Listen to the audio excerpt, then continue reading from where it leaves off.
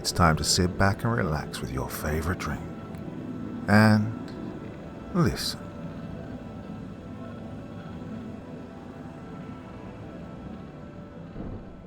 The Witch, the Vampire Hunter, and the Lunatic. In the nights of old, long forgotten, when man was younger still and had yet to forsake his fear of the dark, a great beast roamed the land. A beast without conscience or fear, whose love of wanton cruelty was matched only by his insatiable thirst for the freshly spilled blood of humankind, whom he both loved and hated in equal measure, not unlike a lover scorned by the object of his affections. Though it would come to pass that a later generation of man would come to give him countless names and titles such as the Dark One, the Night Father, the Prince of Hunger, Son of the Serpent, and perhaps the simplest and most widely recognized by humankind, the Vampire. Those brave men and women who gazed at him across the battlefield called him by his name, Torach Morn, a name of the old tongue which meant Forsaken Son. Man was mighty in those days, but had yet to build his tall cities or perfect his engines of war, and thusly found himself constantly pushed to the edge of the abyss by his most hated enemy, whose terrible malice seemed to only be thwarted by the light of dawn. Many sought to destroy Torach Morn, but there were others among man who lusted after his power. Who among us can truly stand against the serpent? They asked as they threw themselves at his feet in worship. More often than not, the vampire simply slew these men in disgust, for his once human heart still burned with hatred for those who would commit treachery against their own. As time passed, however, Torach Morn's heart grew heavy with the weight of being both the first and last of his kind, and he began to allow those he deemed worthy to drink of his blood and thusly be remade in his image. These were the Night King, the first Lords of Shadow. With them by his side, Torach Morn united the scattered tribes of man and established a nation of the night, which he called Nelgoth, another name of the old tongue meaning our land, with the intention of ruling over both his kindred and his hated enemies, the humans, for all time. But the vampire, like the humans he so despised, was a creature of hunger and ambition. It was not in his nature to ever be truly satisfied, and therefore, once he conquered all that lay before him, he sought through the blackest sorcery to trap the old gods of death and life into mortal form, so he might taste of their blood and absorb their divine power for his own. However, the old gods were more clever than the vampire, and on the eve of his dark ritual, the god of death whispered promises of power everlasting to the Night King, if they would but end their father's madness, while the god of life appeared before the warrior king of mankind, called Garrick the Lion, and gave unto him a spear crafted from the wood of the Tree of Life, a weapon that could deprive the vampire of his unholy magic, if it but pierced his heart. With spear in hand and the god's blessing, Garrick took an army and stormed Torach Morn's keep that had been left undefended by all but the loyalists of the Night King, and a battle that shook the earth itself ensued. Weakened and distracted by his ritual, but far from defenseless, Torach Morn unleashed his fury upon his enemies, killing scores of them and even beheading Garrick the Lion himself. The vampire's victory over both mankind and the gods seemed imminent, until his own daughter, Helena, for reasons that only she will ever know, took the spear from the warrior king's corpse and drove it into her father's heart, vanquishing him. It was on that night, and all the nights that followed, that Helena the Redeemer made a pact of peace with humankind, and erected a grand tomb around her father's keep so that no one, whether they be a child of man or a child of night, could disturb it. Many ages have passed since that time, and man has grown confident and complacent behind his high-walled cities. He has forgotten the deeds of Helena the Redeemer, and no longer fears the dark places of the world. He has declared war on the children of the night, and sworn to drive them to extinction in the name of his new god, while the children of the night stand divided and bickering among themselves, calling for peace, others for war. In these nights of confusion, of ill omens, dark whispers, and fast approaching war, the tale of the witch, the vampire hunter, and the lunatic would begin amidst a grand celebration of the rich and powerful. The ballroom was alight with the flickering flames of thousands of candles, and was clearly visible even far off in the dark, and the haunting sounds of the violinist's song echoed throughout the obscenely luxurious villa so that not even the drunken laughter of its many guests could drown it out. They come by the thousands tonight, mostly by carriage, some by boat, while others who had not the good fortune to be born into affluence came on foot, braving the perilous trek through the forest from the nearest villages miles away, despite the wolves, bandits, and far darker things that prowled the woods after sundown. For the poor folk of Nelgoth, it was all worth it for a chance to enjoy a night of hospitality in the home of Lord Feodoth Thrain, a merchant whose vast wealth, polished oratory skills, and generous disposition had earned him the title of Prince among the common people. He was an aristocrat of the eccentric sort, in the sense that unlike virtually every other one of his countrymen that was his equal in wealth and influence, he offered his hospitality freely so that anyone, be they regal-born noble or beggar off the streets, was welcome at his extravagant celebrations, where they could feel free to partake of expensive wines, finely cooked meats, and of course the pleasurable company of his many servant girls. Prince Thrain always aimed to please his guests, and spared no expense to that end, and if his guests should find themselves too tired or too drunk to return home by daybreak, they could of course recover their strength in one of the hundreds of furnished bedchambers that filled the villa. Whenever he was questioned by his fellow nobles about his outrageous policy, Prince Thrain would just flash his signature smile and say, "He who is closest to the poor is closest to the gods." Needless to say, he was one of the most popular men in the region, if not the whole country, and to Thomas Lachance, it was painfully obvious that he was a vampire. Now, Tommy had seen the like before. Most of the people of Nelgoth thought of vampires as savage undead predators that kept to the wilds and hunted in packs, killing whatever unfortunate soul was unwise enough to wander into the forests alone after dark, for fear of wandering too far into civilized lands, which wasn't untrue. Many of them did behave like that. But the larger truth that the people either didn't realize or chose to deny was that the smarter and more cunning of the vampires had long ago learned to blend into human society, living among their food source as true wolves in sheep's clothing, or, in Thrain's case, a wolf in shepherd's clothing. It made Tommy's job as a hunter of their kind all the more difficult. Fucking sneaky leeches, he thought to himself, as he ascended the marble steps that led to the villa entrance. He was taking a lot of risks tonight, big ones. He had to stay focused because in the business of hunting the hunters, a distracted man is a dead one. The ornate archway that was the villa entrance seemed unguarded save a modestly armoured doorman with a thick grey beard and a sleepy look painted across his face. A less experienced or novice hunter would have taken such laughable security as carelessness on the part of his target, but Tommy was not a novice. He knew his intended target well enough to know that it wasn't carelessness, but rather arrogance that lay behind Thrain's lax security. It was his style to taunt would-be pursuers in that way, as if to say, "Go on, come into my home. It won't make any difference." Tommy straightened out his black overcoat as he approached, making sure to keep the various silver blades and spring-loaded firing mechanisms hidden beneath it, ready to draw for what he felt was the inevitable confrontation that lay ahead of him tonight.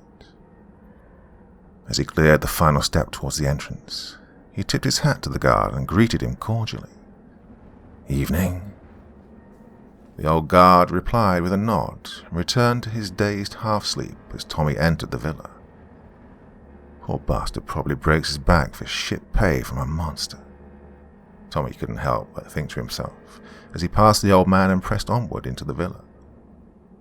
The marble walkway gave way to an extravagant courtyard lined with lanterns and statues, some of which were of animals like lions, wolves, and bears, while others were stone depictions of famous warriors from Nelgoth's history, such as Nestor the Black, with his imposing warhammer and cold eyes, Martin the Selfless, his passionate fury against the injustices of his time captured admirably in stone, and even Garrick the Lion, his stern and uncompromising gaze near lifelike.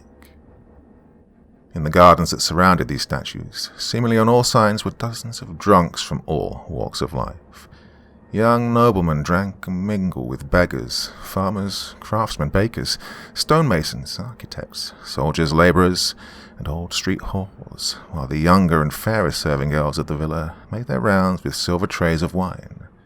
Though, to be fair, mingled was probably an understatement. The courtyard was in a state of complete pandemonium.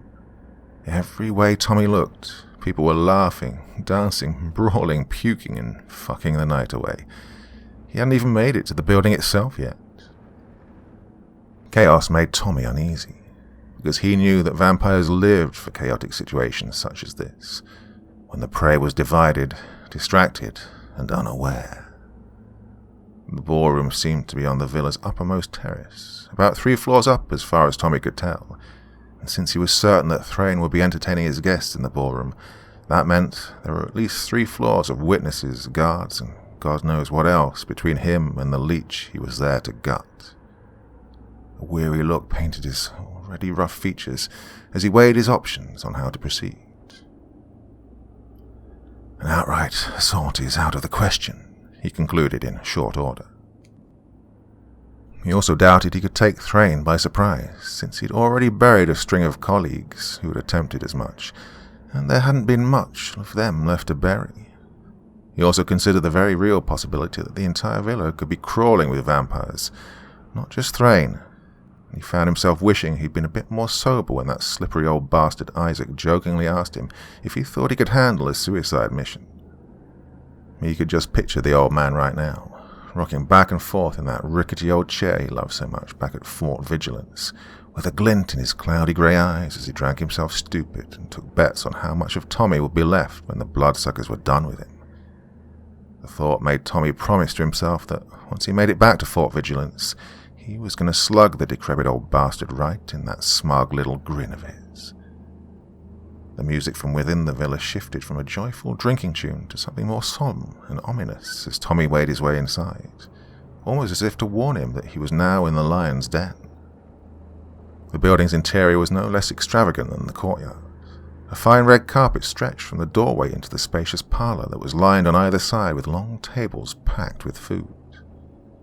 Various portraits and scenic paintings covered the walls, and the centre of the room was filled with people laying on expensive furniture, raising odd-looking pipes to their mouths and blowing out white smoke that gave off a distinctly sickly sweet odour that Tommy couldn't quite place. In contrast to the courtyard, the parlour was much less chaotic. In fact, the only people who seemed to be on their feet at all were the servants who paced back and forth with their wine trays.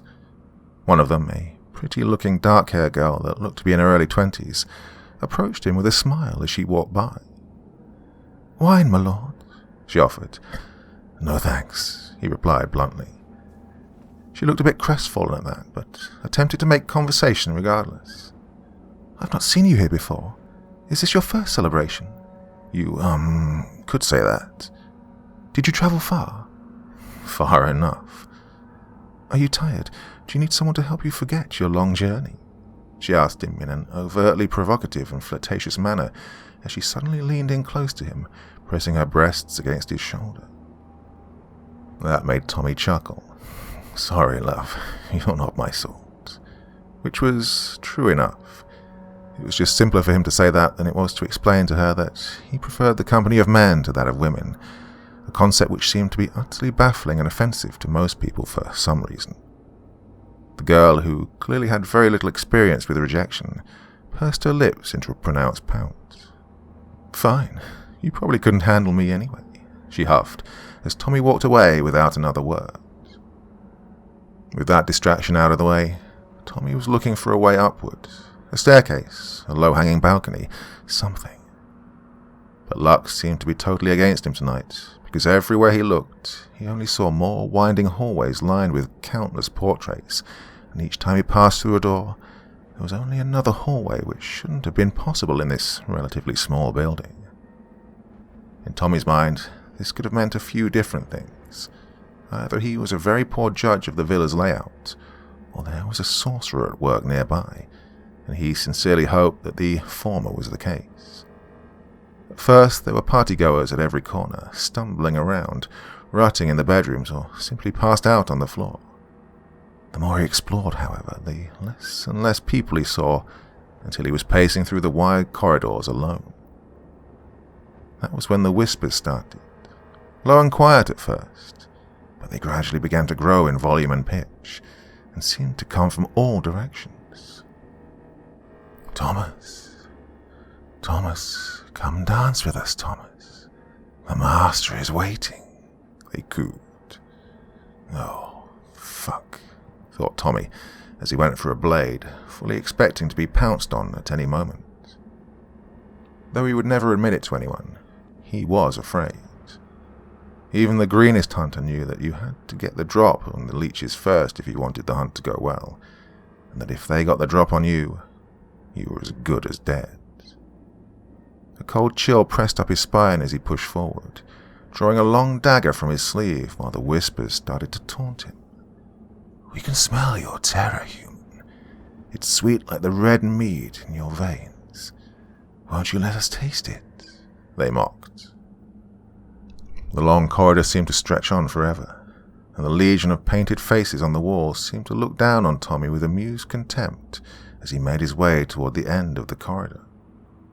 When you are one of us, you will know true joy, Thomas. The night is boundless and beautiful, and it will consume all. The whispers promised, as Tommy did his best to ignore them and stay alert, since he knew that this was how the vampire hunted its prey, by wearing them down from a distance before moving in for the kill when they were tired and terrified. Tommy was neither, and he swore to himself that if he was going to die this night, he was going to cut open a few of the pale fuckers first.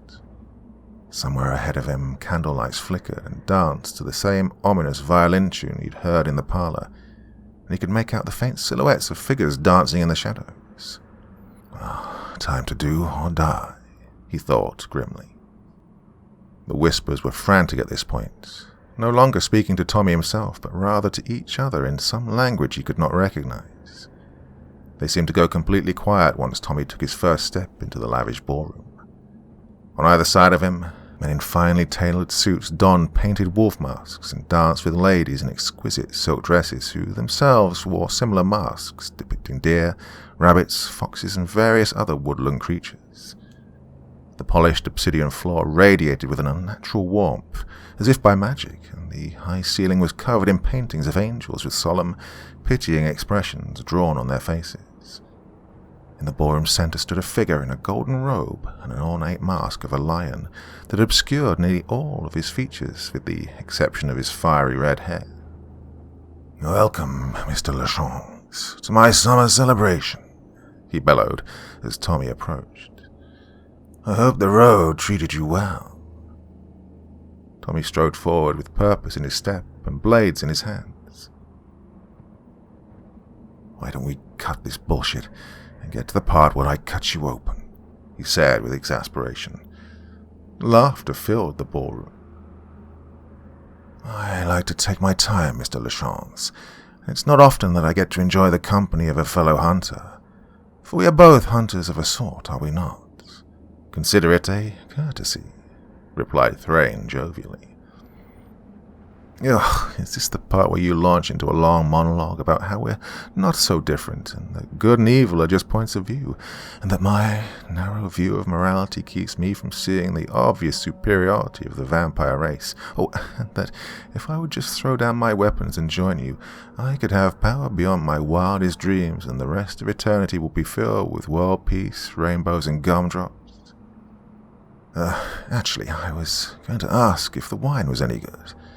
I can't taste it myself because of my condition, but I pay good money for it. It would be nice to know if I'm getting my money's worth," replied Thrain in a cynical tone. "It's overpriced shit, just like everything else here," said Tommy bluntly. Thrain burst out laughing. "You know, I wish I could get that kind of honesty out of my servants. Oh, you are a treat, Mr. Lachance." Tommy responded by throwing his dagger across the room directly into Thrain's chest. A collective gasp filled the room as all the masked guests stopped dead in their tracks and began to hiss. Thrain looked down at the blade sticking out from his chest, as if it didn't faze him at all. He held up his hand and all the hissing ceased. "Calm down, everyone. No need to get excited, he said as he reached down and pulled the blade out from his abdomen and let it drop to the floor. Tommy had heard stories of vampires powerful enough to survive a blow to the heart, but to see it firsthand was frightening. Oh, fuck, he thought to himself. I can see we've both been through this enough times to be bored with it, Mr. Lachance. So why don't we just skip the bullshit, as you put it, and get to the business at hand? You and your merry band of murderers at Fort Vigilance would like to see me dead because you believe me to be one of humanity's greatest enemies, no? That if you destroy me, you cut off the head of the vampire nation. Am I close? He asked. Close enough, said Tommy, drawing another blade. Then, what if I were to tell you that, even if you succeeded, your victory would be for naught? That a darkness far worse than I draws closer and closer every moment. A darkness that is as much an enemy to me as it is to you, that you cannot hope to destroy it without my aid. Well, I'd say that sounds like bullshit, scoffed Tommy. Thrain paid no mind to Tommy's reply and continued. You will believe in time. For now I will present you with 3 gifts. The first is your life. Cherish it while you can, for it is short and too often wasted. The second is a name, Selene Cairn. Find her in the marshes to the south. She is closer to the coming darkness than anyone, and will be a necessity in the battles to come. The third is the key to salvation itself. With a clap of his hands, Thrain ushered one of his masked servants forward carrying a stone case. She walked directly up to Tommy and presented the case to him with a curtsy. "My lord," she said with a giggle. Tommy recognized the voice of the servant girl from the parlor. I knew it. He took the case from her and opened it. Within the case was what looked to be an old tree branch sharpened to a point on one end. What's this? Keep it safe, Mr. Lachance. That stick of wood is more valuable than you, said Thrain matter-of-factly. Time is of the essence, and I trust you know the way out. Good evening, Mr. Lachance. There may not be many of them left. With a wave of his hand, the ballroom began to shimmer and glow, until it became like vapor and drifted off into the night, taking the entire villa with it, guests and all, leaving Tommy alone on an otherwise barren hillside. In all his life, Tommy had never felt so relieved. He dropped to his knees and vomited all over the ground. He'd been so sure he was going to die in there, and now the damp night air had never tasted sweeter. He took a moment to gather himself, then he scooped up the box that had been left with him and took off running back to the horse he'd left tied to a tree in the valley below. Fort Vigilance was a 2-day ride to the west from where he was, but he intended to get there by sunrise. Part 2. The first time Selene heard the dream, it had taken her by surprise. She was dazed and confused and unable to focus her will the way she usually could when the visions came, and that unsettled her deeply. Such omens never came without meaning. The dream was always different, and yet always the same. Tonight it had begun under a tree surrounded by still waters as a red moon hung in a starless sky, washing everything in a dim crimson light. Selene could feel a cool breeze against the back of her neck, and could hear the slow, laboured breathing of the old man who sat beneath the tree covering his face in a funeral shroud. He sounded like he was sleeping, but Selene knew he was awake. He was always awake. He leaned up ever so slightly as she approached, and Selene stopped in her tracks. That was as close as she would get to him. She had no desire to get any closer. Kneeling down so she was eye level with him, she made herself comfortable and said nothing until the old man spoke first. "What is this place, daughter of mine?" he asked her. His voice was low, almost a whisper, but every word echoed in her skull. "I know not," she said in reply. "Am I dreaming? Am I cursed?" he wondered aloud, voice heavy with something that sounded like grief. She chose her response carefully. "You are in a space between spaces," she offered, hoping to placate him. Did you come before me to speak in riddles, child? He asked, unamused. Selene took a deep breath before she elaborated. This place is a limbo, a space that is out of the world, and at the same time beyond it. A twilight world without time as mortals understand it, she said without doubt. Where's the way out? He asked in a hollow, defeated tone.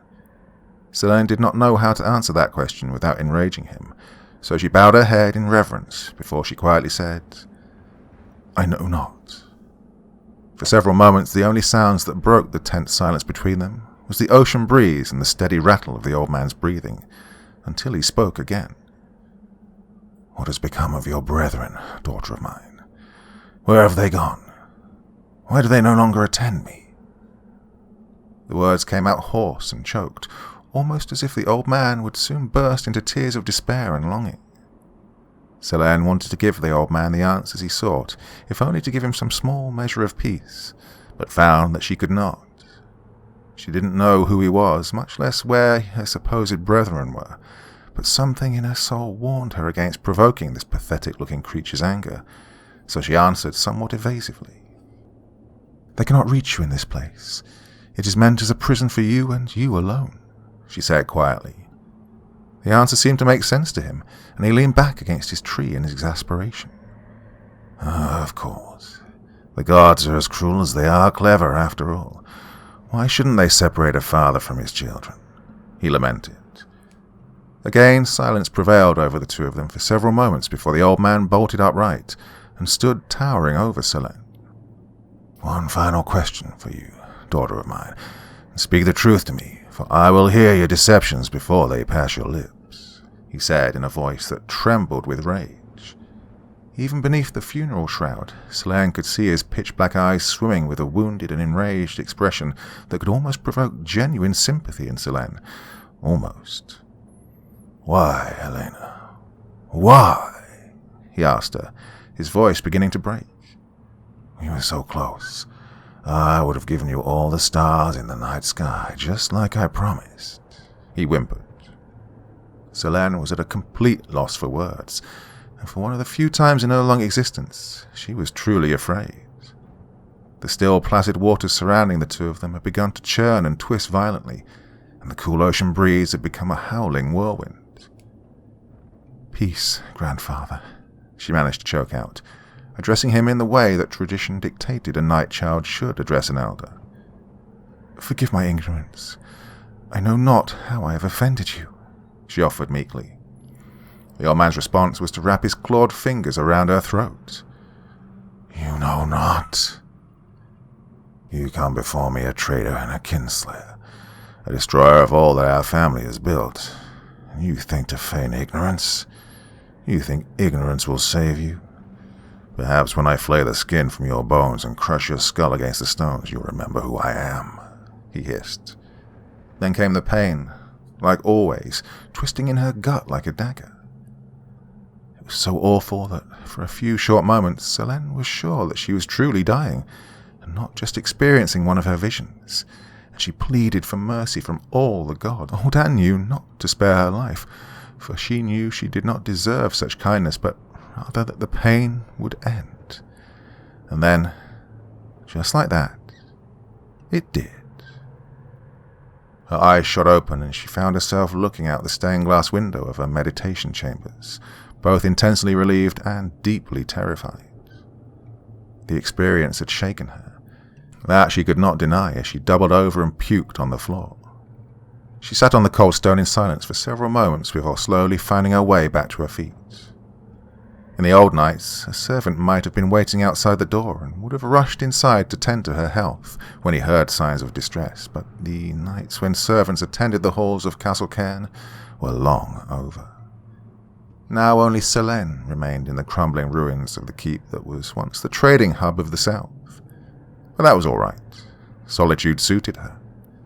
It allowed her to center her gifts and expand her knowledge away from prying eyes in a way that she never could have accomplished within civilized society. Moreover, she was never truly alone. Her companions were the beasts of the wild, and her guests were the spirits of Nelgoth, and when the spirits came, they brought knowledge with them. Well, it wasn't always useful knowledge, and the way it was conveyed differed from spirit to spirit. Some of it was whispered, some of it was shouted. Other times, like tonight, it grabbed her by the throat. Selene was powerful in her own right, and wiser than most would assume of a woman of her seemingly few years. She was also very proud and valued self-reliance above most else. But she knew in her heart that she could not properly interpret this omen without guidance. She knew she needed to leave the castle immediately and make the long trek through the marshes to seek the aid of the one person she hoped would die before she had to see again. Mother. Just whispering the word to herself left a bad taste in her mouth.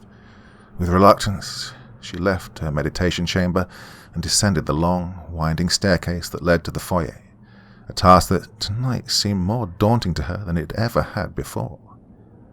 Her mind kept returning to the dream. The spirit she'd encountered, if it could rightly be called a spirit, must have been powerful beyond reason, because it was no small feat to pierce the veil that separated the living and the ephemeral, to summon her attentions as often and as forcefully as it did. Such things had almost no precedent, as far as she knew. The foyer of Castle Cairn had definitely seen better days. Its tiled floor was cracked and in disrepair. The furniture that lined its walls was torn and broken from decades of use only by animals, and the fireplace that stood facing the entry hall was barren and cold, while the faded, crinkling portrait of the late Lord Cairn that hung above it seemed to gaze out at the ruins of the foyer with sad green eyes. Selene paused to look at the portrait as she made her way down the stairs. "Am I making the right choice, Father?" she wondered to herself. It had been many years since the old man's passing, yet she still felt his absence acutely. He would have known the best way to move forward. He always did. The portrait stared back at her in silence, forcing Selene's thoughts back into the present. Reaching out with her thoughts, she called out to Alistor, the spirit that was her familiar and, in many ways, her oldest friend. At first he didn't respond, which was normal for him. He was as lazy as the cats whose form he loved to take. Selene was persistent, though, and soon enough his voice filled her mind. "Coming, mistress," he said as he yawned with tired reluctance. A moment or so later, a portly black cat with a single white spot across his forehead came lumbering down the handrail of the staircase, his ageless eyes displaying the annoyance of someone rudely awoken from a deep sleep. "What troubles you at this early hour?" "Dark and terrible visions, old friend, for which I must have answers," she replied with a newfound certainty creeping into her voice. "Shall I read your dreams and give you my thoughts?" he offered obligingly. "I fear I will need more than your help alone to understand the meaning of these dreams," said Selene gravely.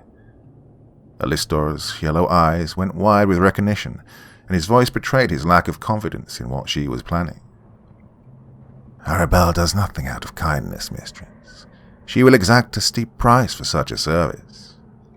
Selene knew all too well that he was right, and she said as much. "I know. Then you must also know that it is extremely unwise. Read my dreams then if you must, if only to assure yourself that we are out of options." "Your will is my own, Selene, and I trust your judgment. But I would be no true servant if I did not counsel you of the dangers your judgments bring. We left Arabelle for a reason." He lectured, as he followed her into the foyer proper, where Selene came to an abrupt halt. The mystical runes of protection she had etched into the walls and floor of the foyer were active, their magic shining brightly, which could only have meant one thing. "We are invaded, Alistor. Defend yourself," she managed to say, just as a long, serrated blade sailed past her left cheek. Out of the shadows at the far end of the foyer, two figures in pitch-black cloaks emerged with weapons drawn. The one on the right held a pair of serrated long daggers, while the other carried a large two-handed axe. Time seemed to move in slow motion as Selene reached forward with her right hand, while hot flames burst forth from her fingertips toward her attacker. The hooded figure leapt forward higher and faster than what should have been humanly possible, flipping over the flames like a cloud of smoke and landing artfully on his feet about 10 paces away from Selene. Alistor, now fully aware of the threat to his mistress, began to growl menacingly. His body began to grow and expand at a rate that would have made those unfamiliar with the world of magic faint outright. His small teeth grew into polished fangs, and his claws grew out to match them until he stood before the intruders not in the form of a house cat, but instead as a predator of the jungle.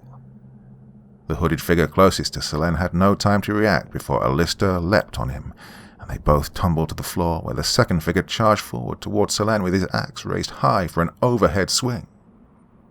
The air around Selene's palm grew dense and cold as a crystalline blade of pure ice formed in her hand with the swiftness of a lightning strike, and before the axe could reach her head, she cut through the wooden handle of the axe and sent the blade clattering to the floor as she let loose another torrent of flame from her other hand, this time catching her assailant full in the face.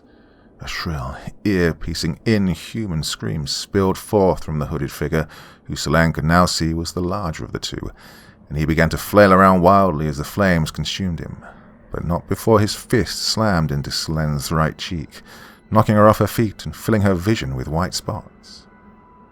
The figure's pained howls echoed in her ears for a few moments, until it crumbled to the floor in a smoking heap, only to be replaced by a wounded cry from Alistair that chilled her to the bone. Bouncing back onto her feet, she turned to see that the other assassin had somehow managed to put a blade into Alistair's side and regain his footing. He now faced her with a single bloody dagger in hand, and murderous fury in his red eyes that glowed from within his hood. Alistair writhed in pain on the floor behind him, and the sight of it broke Selene's heart. She scowled at the hooded assassin with rage as she gathered her power and called out to the spirits of hatred and destruction that dwelled within the ephemeral realms, demanding their aid, causing the room to go cold and the torches that lined the walls to go dark. The assassin looked directly into her eyes for a moment, and Selene could see a grim acceptance of what was about to happen to him creep into his murderous stare as he cried out, "My blood for you, father," with both the determination of a battle cry and the reverence of a prayer, as he leapt for Selene's throat, dagger in hand. White lightning burst forth from her hands and struck the assassin to the floor as the deafening sound of thunder filled the foyer, ending the battle almost as soon as it had begun. Afterward, an intense wave of nausea hit Selene like a battering ram. She sank to her knees and began vomiting for the second time since she'd awoken from her visions. Such was the price of allowing her body to be used as a conduit for the destructive power of the ephemeral. Pain coursed throughout her body, and it wouldn't subside for weeks. Previous experience had taught her that. Rising to her feet after several moments, she rushed to Alistair's side and listened as his pain cries became shallow gasps. "You're getting slow, old friend," she said without humour. "It is the price of my own carelessness, mistress, a lesson I will have to take to heart." She took a moment to examine his wounds and found that there was little she could do for him. "I won't look forward to making the journey to Mother's without you. I will return as soon as I am able, and you are not so frail that you need the protection of an old house cat," Alistair said as he closed his yellow eyes. "Safe travels, Selene." And with that, he said no more. Selene stayed by his side nonetheless, until she felt him cross the veil and watched his vessel dissolve into ashes. It had been nearly a century since Alistair had been last slain in combat, and like all the spirits of the natural and unnatural realms, he couldn't truly die, merely return to the outer realms of his origin. But at the same time, there was simply no telling how long it would take him to cross back over into the land of the living. It could be days, months, or centuries. She had no time to spare to wait for him. Leaving the ashes of her familiar behind, she turned to examine the battered and broken forms of her slain attackers, and what she saw brought her more questions than answers. Both of the corpses appeared emaciated and malnourished, as if they'd been dead for many weeks before this encounter, and their skin had a sickly grey colour to it. Selene knew this as the telltale signs of vampires, and very young ones at that, for only the newly formed undead, who had yet to taste of human blood, still carried the pale visage of the grave. Why a pair of fledgling vampires would seek to murder her in her own home was a mystery to Selene, but she theorized that they'd been bred for that specific purpose, since upon inspection of their pockets she found a crudely drawn map of the castle and various minor runes meant to guard against witches carved into their skin.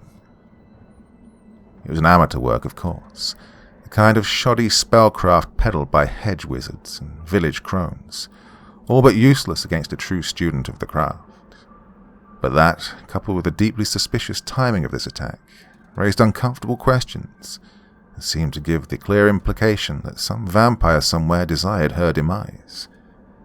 She needed answers now more than ever, so she wasted no time in filling her travel bag and stepping through the ancient cast-iron gate of her family home and out into the ominous fog of the marshes beyond. She knew that Mother would be expecting her, and that it was unwise to keep her waiting. Part 3. Most nights the liquor can make the voices quiet, but not tonight. Tonight they were screaming so loud that not even the third bottle of rum could make them silent. They bounced off the damp stone walls of the dungeon and mingled with the hysterical laughter of the madmen in the holding cells below, giving Bunnick a splitting headache. He reached for the bottle and found it almost completely dry, so he smashed it against the wall. Thousands of little glass shards exploded into existence and showered onto the floor, changing shape and becoming the familiar little demons that usually accompanied the voices. They whooped and giggled and danced around in the dirt, stabbing at it with their little horns and pincers while they laughed at Bannock's misfortune, like they did most other nights. But tonight was different. Tonight there was this horrible, clawing sensation crawling up Bannock's spine, like a snake had buried itself in his neck and was slithering around under his skin, whispering to him along with the voices, warning him of impending disaster, which he did his best to ignore. "Oi, Bannock," he heard someone say. He turned his head to see Ralph, one of his fellow guardsmen and probably the closest thing he had to a friend, coming down the corridor with an unpleasant expression painted across his already unpleasant face. "The boss will have your hides if he finds you drinking on the job again, so don't go announcing it by smashing the damn bottles for the whole asylum to hear, you fucking fool." Bannock regarded him with a roll of his eyes. "Oh, that deaf, blind old bastard. Couldn't find his pecker with both hands if he was pissing. Quit whining like an old crow," he shot back. "You might not care about this job, Bannock, but some of us have got kids to feed. Have a care, why don't you?" "Them kids ain't ugly enough to be yours. They're probably the landlord's," Bannock said, the rum starting to get the better of him. "You know this is why no woman will have you, Bannock. You're a miserable, mean old drunk who hardly works. All you do is stare at nothing all night and drink yourself stupid. It's a wonder the rum hasn't killed you yet," grunted Ralph in reply as he settled into his post on the other side of the door leading to the asylum's lower dungeons. Bannock hardly heard him, though. His attention was held by the little demons scurrying across the floor that only he could see. They moved about haphazardly, along the walls, on the floor, all over Ralph's face. One crawled its way into Ralph's left ear, and then crawled out of his right eye. Oof, it made Bannock gag. "Hey, don't go puking all over the floor," yelled Ralph indignantly as Bannock fell off the rotting wooden stool that supported him and landed face first against the damp stone. That was when all the voices went silent, only to be replaced by the sound that Bannock was terrified of. It was quiet at first, like the beating of a drum some distance away, but it still turned his blood cold. He was out of time. He had to run. Even as drunk as he was, he scrambled to his feet and sprinted down the corridor as if the Prince of Hunger himself were at his heels. He could vaguely make out the sound of Ralph's voice, demanding an explanation of where the fuck he was going. He had no time to reply. The drumming was growing louder in his ears, almost as if it were coming from just down the corridor behind him. He needed to leave the asylum immediately, but he wasn't sure if he could leave in time. He turned right at the end of the hallway and ran past a row of occupied holding cells to his right, as the prisoners within spat profanities at him while running past them. He caught glimpses of their faces out of the corners of his now bloodshot eyes. Some were relatively normal, others were distorted and deformed and took on shapes that Bannock could recognize from the past. In the face of one of them, Bannock saw his father on the night he died, complete with blood pouring from his lips, while his cloudy and vacant eyes declared a silent kind of accusation. In another, he saw his mother, her eyes bloated and red from the steady stream of tears that flowed down her rosy cheeks as she begged the Lord's men not to harm her son. That it wasn't his fault, that he was not wicked, just mad. A cry that had ultimately fallen on deaf ears. In the face of yet another prisoner, he beheld the black wolf that had carried away his infant sister into the night, with bits of her flesh and blood still caked on its yellow mouth. He'd made it to the outer courtyard of the asylum, when the drumming that haunted his every nightmare seemed to be right at his heels, almost indistinguishable from his own heartbeat, and mixed in with that sound he could hear the low growl of the wolf, hungry and impatient. His own eyes began to fill with tears. "Please, not here, not now, I beg you."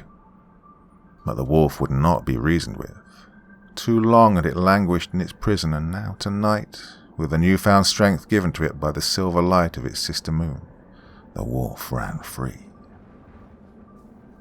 The next morning, as the first light of dawn washed the tall spires of Fort Vigilance in a dim, iridescent glow that reflected off the misty waters of the Valrune River that ran some distance below the tall hill on which the fort lay, which gave the entire settlement the faint appearance of enchantment.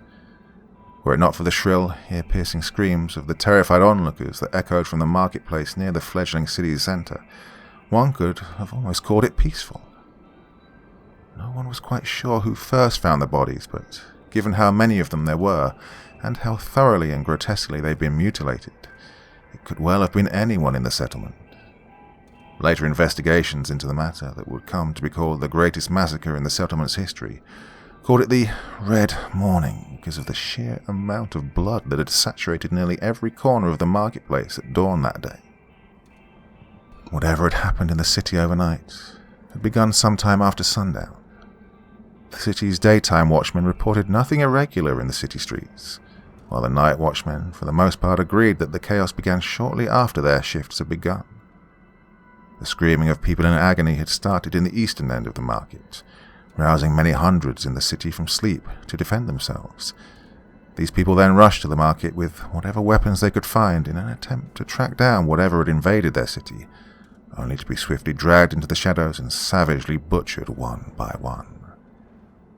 By the day's end, 57 of the fort's citizens would be confirmed dead, and another 34 maimed beyond recognition.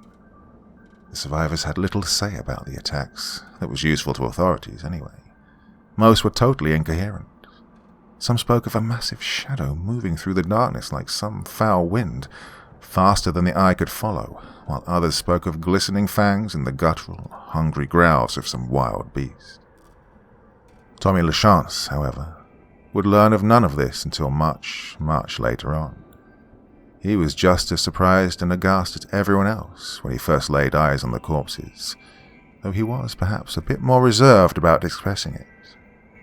He had not slept since before his encounter with Prince Thane, and fatigue lay heavy on his shoulders.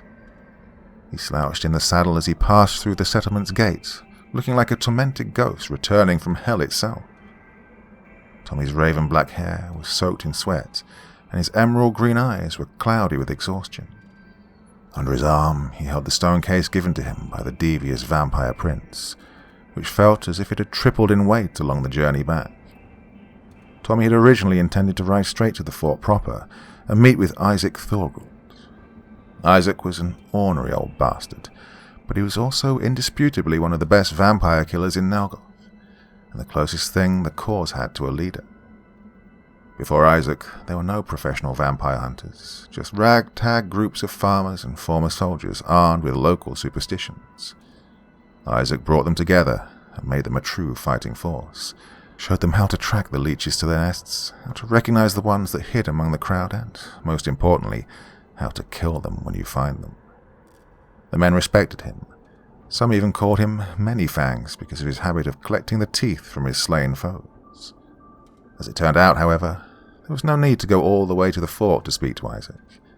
He stood in the market square, fully armoured, with 20 of his best men at his back, trying to keep order amidst the gathering crowd of onlookers. Directly across from Isaac stood a gathering of perhaps 8 or 9 men in crimson robes, with their heads bowed in prayer. At the head of this gathering stood an elderly man whose robes were trimmed with gold, and on his head he wore what appeared to be a makeshift crown of thorns that dug into his head, causing him to bleed. With his right hand he pointed to the mutilated bodies that littered the street behind Isaac and his men, while he preached with a booming voice one would not expect from a man of his age. "See how the arrogance of man hath laid him low. Is this not the prophecy made true before our very eyes? Was it not foretold that those who denied the truth of the blood would find it spilled upon the earth? Were we not warned that the serpent would return to exact vengeance upon those who would murder his kindred?" Frightened murmurs spread throughout the crowd as the old man spoke, most denouncing what he said, while others seemed to wonder if there was a truth in his words. Isaac stood staring at the man in silence for several moments, with his grey brows curled in displeasure, before Baylor, a brutish giant of a man with a temper to match, stepped forward with his hand on his sword. "Let me kill him, General. Him and his leech lovers must have had a hand in this," the man growled. Isaac held up his hand to halt Baylor's advance. "And we don't know that for sure." He then turned and strode up to the crimson-robed old man, so they were face to face. "That's quite enough sermons for today, Herath. You and yours must disperse and return to your temple so we can do our jobs," he said evenly. "What will you do if I will not be silent? Will you murder me in broad daylight, or would you slay me in the night with your coward's knife?" Isaac did not skip a beat in his response.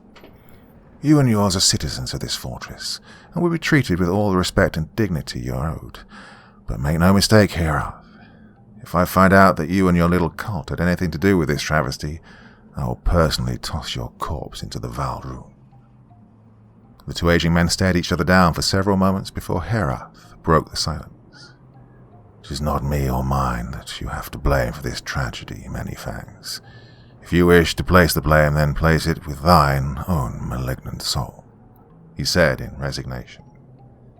As he spoke, the chime of a bell rang clear in the distance. Tommy knew this to be the sound of the Bell of the Redeemer, which hung from the highest point of the temple on the western edge of Fort Vigilance, calling its worshippers to prayer. At this, Herath turned away from Isaac without another word and marched towards the bell's chimes with his crimson-robed courtier in tow, their passage unobstructed by the crowds of people around them, who recoiled away from them as if they were a nest of vipers rather than a gathering of men. As they receded from vision, Tommy made his way to Isaac with an ashen expression painted across his face. When Isaac saw him approach, his face lit up with happiness and relief for the briefest of moments, before melting back into the solemn face of a commanding officer ready to receive a report. "Tell me good news, Tommy. I've heard quite enough bad news already, and it isn't even midday." Tommy at first said nothing, merely took the time to dismount from his horse and nearly toppled over to the cobblestone ground in the process. Isaac caught him by his shoulder as he fell, showcasing his remarkable reflexes despite his many years, and helped him to steady himself until he could stand on his own. "What's this you've got with you?" he asked, gesturing to the stone case. "Tell me Thrain's head is in that box, Tommy. Tell me the demon is vanquished," implored Isaac, with genuine hope creeping into his voice. The sad, forlorn look in Tommy's eyes told Isaac the answer even before he shook his head. "What is it then? What happened out there? Out with it." Tommy took a deep breath before he spoke.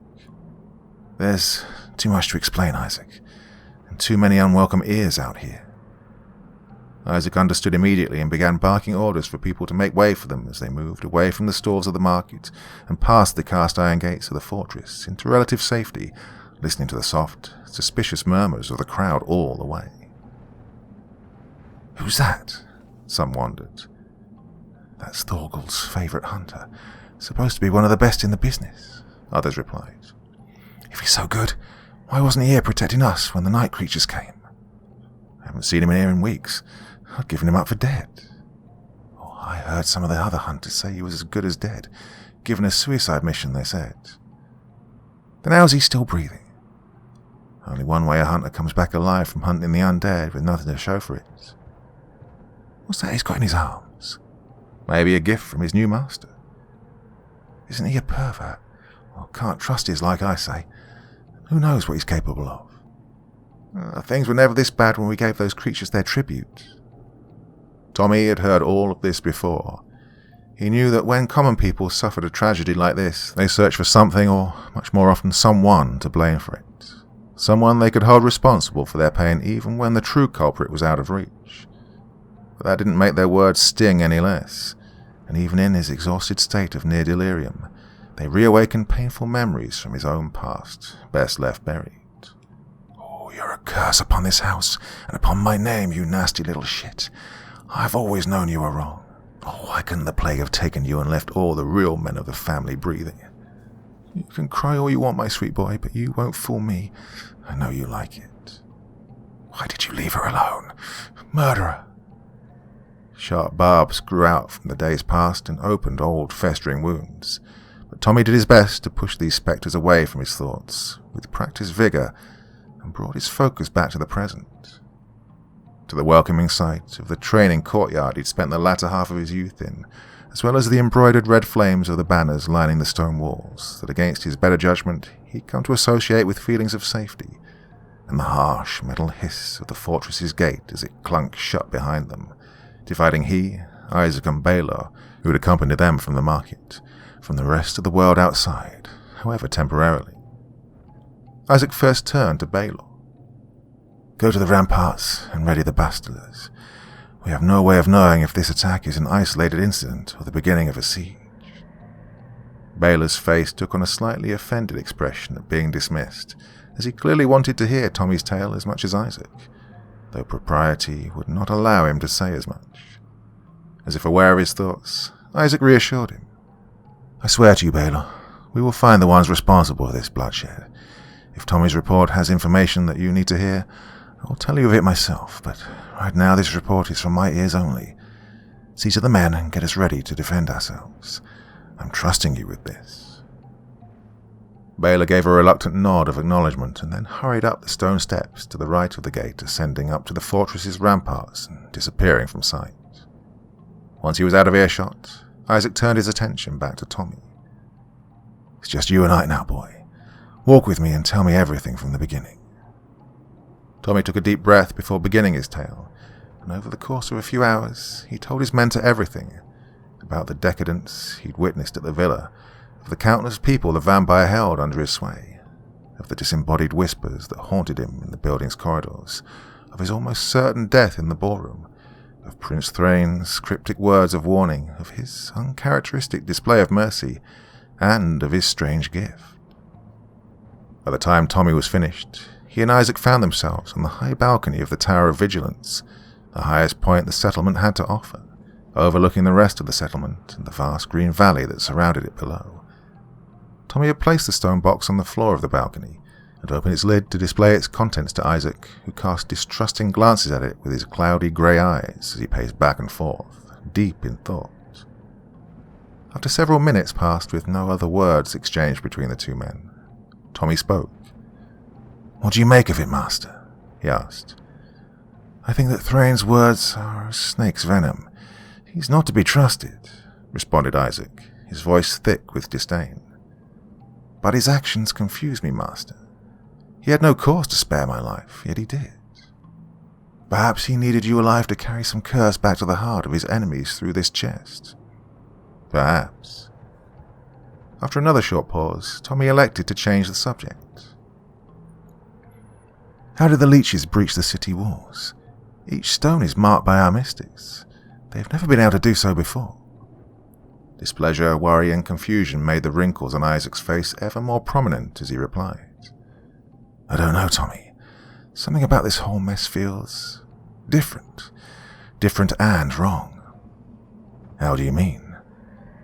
It's the bodies, Tommy. I've never seen vampire attacks like this, ever. Blood everywhere, painting everything. Flesh, organs, and even whole bones missing. Leeches don't do that. Even when they do make a mess of their kills, even when they're only killing for sport. It's not in their nature to waste so much blood. To spill so much of it and not drink a single drop is unthinkable among their kind. A question then came to Tommy's mind that he asked absent-mindedly before he could think better of it, and he regretted asking it as soon as it had passed his lips. Would it have been unthinkable to you when you walked among them? Isaac reacted to this question as if he'd been struck physically, his whole body jerking in place before his eyes drifted to the floor. Yes, which is why you must trust me when I say that something truly strange is afoot here, he said quietly. I do trust you, Master. How many times must I tell you not to call me that, boy? There are no servants or masters here. Forgive me. Never mind that. We need to focus on our next steps. The enemy is several steps ahead of us already, and could very well still be in the city. First and foremost, we must find where the attacks began and identify the first people that were killed. That will tell us the most about what actually happened last night, and what we're up against. Tommy nodded in acknowledgement. What should we do with this? Tommy asked, pointing to the still open stone case and the ancient-looking branch it housed. Isaac strode over to the case, scooped out the branch and tossed it over the edge of the balcony. Both men watched in silence as it fell into the waters of the Valdrune below. I'll be damned if we keep anything from that twisted creature within these walls, Isaac growled with contempt. He then turned back to Tommy. Go, rest, boy, get your strength back. Then as soon as you're able, go out into the city and find out what happened here. Report back to me anything you find out. Tommy nodded once again and left his mentor alone on the balcony without another word. As he descended the steps to the living quarters, the full weight of his exhausting journey fell upon him, and a thick haze filled his vision. He wasn't even really sure if he'd made it back to his bed when sleep took a hold of him. Part 4. The swamps and marshes of southern Nelgoth were harsh, unforgiving places even at the best of times. Thick, crystal-white fog hung in the air nearly year-round. Even the most experienced traveller was at constant risk of getting trapped in mud pits that rose up to the knees, or of being pulled into the bog by hungry animals that ate whatever they could get a hold of, or catching a deadly illness from one of the countless insects that swarmed through the air. And none of these dangers even began to touch on the true evil that made its home in the fog. For generations, uncounted men who'd lived on the swamp's borders told stories of ghosts that wandered the swamps, forever crying out in mourning for the lives they'd lost there, and of the Crone, a cruel and cunning demoness whose sorcerous song weakened the veil that separates the living from the dead, and who wore the face of an old woman and feasted on the hearts of lost children. Selen knew these stories were mostly nonsense, the fevered tales of frightened fishermen who knew no better. She also knew that at the heart of these tales was the sorceress Arabelle, a woman she once revered above all others, and called Mother. Her stomach curdled at the thought of laying eyes on her again, and the baleful cries of wolves out in the distance as she made her way through the fog did little to make her feel better about the impending reunion. How long had it been since she'd left the castle? Was she on the right path, or did she get turned around somehow? Did Arabelle even still reside in that same forsaken cave she had when Selen had left her? Selen's heart told her that she did, that even after all these decades, Arabelle had not changed a bit, that she would still be the cold, uncompromising force of nature that she'd always been, an ever-devoted servant to the forest gods of old, which meant she wouldn't dare stray far from the fountain of her power. Despite this knowledge, however, doubts still circled Selen like vultures. She found her mind wandering back to her days learning the craft at her mother's feet, of the sacrifices she'd made to be free of her, and of how truly small and powerless she felt in her presence. She tried to tell herself that things were different now, that the cursed old woman held no power over her, that she was an apprentice no longer. But the more she told herself these things, the more they began to sound like lies. She found herself wishing now more than ever that Alistor was still by her side, and she allowed herself to wonder where he was at that very moment. Her mind conjured up the formless, twisting void she sometimes saw in her dreams, that Alistor himself had told her was his birth home once, long ago. How could anyone exist in a place such as that and not go mad? She'd asked him. The tired old cat had regarded the question incredulously. How can anyone exist in a place such as this and not go mad? Don't patronize me, Alistor. At least in this world we have a ground to stand on. That had made him chuckle. No being can choose where his existence begins, Selene. Only whether or not he wants to keep existing. For many eons, that world you denounced was all I knew, and I loved it as dearly as you love this little blue ball. Blue ball? This world is like a flat surface, with a firmament above it and earth below it. Are you a fool, spirit? He chuckled again. Of course it is, mistress. A fool I must be. Snapping twigs and the rustle of leaves somewhere nearby brought her mind back to the present, and she recoiled from it as if she were about to be struck. A large toad bounced out of a nearby puddle and stopped for a moment to regard Selene with wide orange eyes that glowed eerily in the moonlight before it hopped out of sight, leaving her feeling rather foolish herself. She then took some time to get her bearings and to observe her surroundings, keeping a sharp eye out for any landmarks that would let her know Mother's cave was nearby. What she saw was mostly dead trees and fog, which was far from encouraging. The path she'd been travelling stretched as far as her eyes could follow, and the ways back somehow seemed darker than the way forward. Cold raindrops came down to pelt her hood slowly at first, then in a downpour as the low roar of thunder sounded overhead. If she were the kind of person who believed in luck, she'd have cursed how rotten hers was.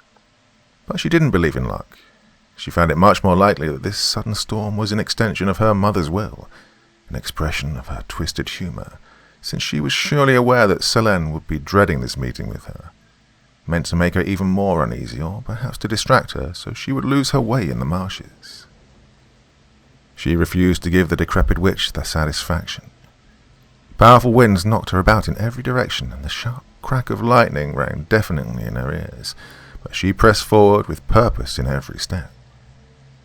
She'd only walked a short distance further down the path when she came upon the first of the weeping trees. At a glance, they were no different than any of the other dead or dying trees that dotted the marshlands, especially on a stormy night like this.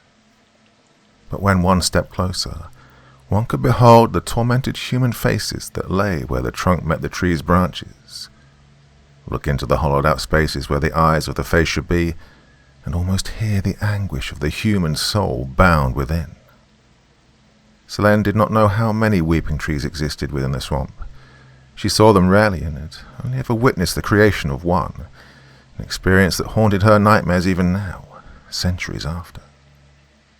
It had been a dark night, not unlike this one, when her mother had roused her from her sleep to show her a hapless man she'd captured out in the bog.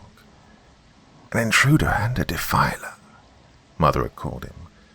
Apparently she'd happened upon him as he was chopping down a sapling for firewood, an inexcusable offence to her, since she owed her vast powers and her millennia-spanning lifespan to a cabal of ancient and powerful spirits that lived within every tree, leaf, moss, animal, fungus, every bit of soil of the swamp, and made themselves out to be gods. He has violated our sacred ground, and the old bones have decreed retribution. He will repay the forest with blood, body, and soul. It was then that Mother had produced from her cloak the thorn, a sharp, jagged root that was as deadly as any blade, and began to carve the runes of sacrifice into the man's skin while Selene, against her better judgment, held him in place with her own magic. He screamed at first, sobbing and wailing like a child rather than an adult, until Mother had her spiders sew his mouth shut while she completed her grim work. When she was finished, the man was a bloody, shaking, sobbing mess, and he would have passed out several times over from the pain had Arabelle not kept him conscious throughout the ordeal with her magic. She then handed the thorn to Selene. Place it in his heart, apprentice, and from his life's blood our new sapling will grow, she'd said with a crooked, menacing smile. Selene reluctantly took the thorn from her mother's hand and turned her gaze to the man who was to be her victim. Before she could stop herself, she met his eyes. Though his mouth was shown shut, his torn, teary expression said everything he wanted to say. Please, no. Go on, apprentice. The old ones are not a patient lot, Mother had ordered. Selene moved the thorn into position above the man's heart, then stood completely still for several moments before she turned back to Arabelle with a pleading look in her eyes. But Mother, it was only a sapling. Arabelle's expression morphed from one of pleasure to one of irate disgust. She strode over to Selene and knocked her to the ground with the back of her hand. Weak little fool. The forest grants no blessings to fragile hearts, she scoffed as she retrieved the thorn from Selene's hand and drove it into the man's chest. The man shook violently as death took hold of him, before he went still. They left the body there in the mud, with the thorn still protruding from his chest. Though Mother had later on punished Selene for her weakness, they never spoke of the incident again. When Selene returned to the spot sometime later on her own, she saw that a healthy-looking sapling had indeed sprouted up from the murdered man's corpse, one that gazed back at her with his same despairing, tear-laden face. Looking upon it again now, so many centuries later, she couldn't help but wonder if it recognized her. Its bare branches swayed in the howling wind, almost giving Selene the impression that it was reaching out for her, and guilt overwhelmed her. She turned away to continue down the path when a frantic and desperate voice cut through the wind. No, please, don't go. Don't leave me here again. She snapped back around to face the weeping tree, and was met with silence. On its face, where just a moment earlier was an expression of abject sorrow, was now a wide, ecstatic grin, as if it had just heard a wonderful joke, and she realized that Mother was playing her old games again. She cursed herself for allowing her mind to wander, and for letting Arabelle play with her emotions, and she spit on the tree's wooden grin and made her way further down the path into the swamp, vowing not to lose focus again. She was close now. She could feel it. Could feel Arabelle's presence hanging in the air like a miasma, so thick it almost made her gag. She knew that Mother was watching. She finally came upon the cave some time later. She found her expectations were entirely correct. It hadn't changed a bit over the years. Surrounded by bog water on three sides and hidden behind thick foliage, one had to look very closely to see the entrance from across the water, and once noticed, one would have a difficult time not comparing it to the hungry maw of some giant beast waiting for its next victim. As Selene approached the water's edge, she took notice of the sickly green glow that emanated from deep within the cave, could faintly make out the sound of her mother's voice as it rose in song. The song Selene knew well from childhood, the lost child of spring. To hear Mother sing was always a curious and unsettling thing, because her cruel, haggard appearance did not match the beauty of her voice. Her voice was high and full of youth, almost angelic in its ability to calm and delight the listener. Selene had fallen asleep to her mother's voice countless times as a child, and hearing it again after so many years stirred up feelings that were difficult to silence. Nevertheless, Selene took her first tentative steps towards the cave, as the notes of the song became clearer and clearer, and the waters of the bog itself seemed to part as she approached. Part 5. The first thing Bannock became aware of as consciousness returned to him was how cold he felt, and of the rush of water all around him.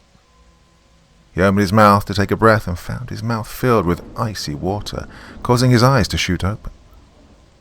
The blackness of dark and murky water filled his vision, and twisting snakes with gleaming red eyes circled all around him. He panicked at first and thrashed around wildly, until he saw that the snakes drifted around him against the current of what must have been the river he was in. And just as the thought that such a task would not have been possible for real snakes entered his mind, they began to speak with the familiar voices he so often heard in his head. "It happened again," they cackled gleefully. "Yes, again. Again the man was too weak to hold back the beast. Again the beast had its way with innocent flesh." Bannock ignored them. He learned long ago that there was no point in trying to argue with all correct them. They seemed to exist only to cause him pain, and if he acknowledged them at all, they were winning. He thrashed upwards, trying to get his head above the water, and was relieved to find the task relatively simple. He was definitely in a river. Valrun, he guessed. Aside from that, he saw only darkness and trees past the banks of the river around him.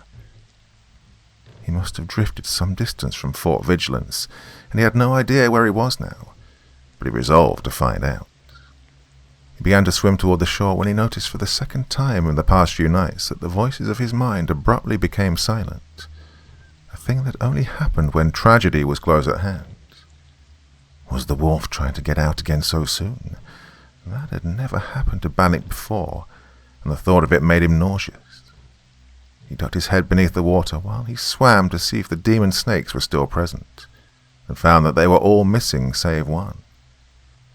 The one that remained was far different from the others. Where the others had been small, this one was massive. Its body was as thick as a tree trunk, and was so long that Bannock couldn't even see its tail. Where the others had gleaming red eyes, this one's eyes were pitch black with crimson red pupils in their center. It moved against the current without effort, and regarded Bannock with a predatory glance. Bannock swam desperately for the riverbank, while the snake made its way closer to him at a languid pace, as if it was not concerned at all that he might escape from it. When Bannock did finally get to the river's edge, he clawed at the wet soil frantically and leapt out of the water with all the force he could muster. He laughed out loud victoriously. "Not tonight, sea monster." His laughter was cut short when the snake's shield-sized head rose out of the water and slithered onto the shore. Before Bannock could turn and run, it snapped forward like a lightning strike and sunk its fangs into his leg. Pain shot through his body and he fell over from it. He began to struggle and kick against the mighty snake until, to his surprise, it pulled away from him. Rather than return to the river, however, it rose out of it further and encircled him with its long body, slowly, without actually constricting around him as some snakes would. Bannock clutched his leg in an attempt to stop the bleeding, though he didn't see much point in doing that.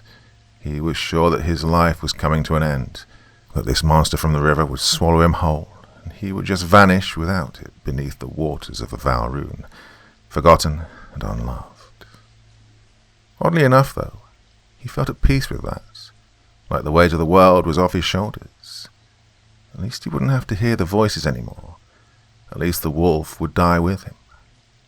He lay back against the ground and turned his head to see the black eyes of the creature that would devour him. "Well, what are you waiting for?" he asked it expectantly. The snake regarded him with what could have been called a curious expression, if one could ascribe such a thing to a giant serpent.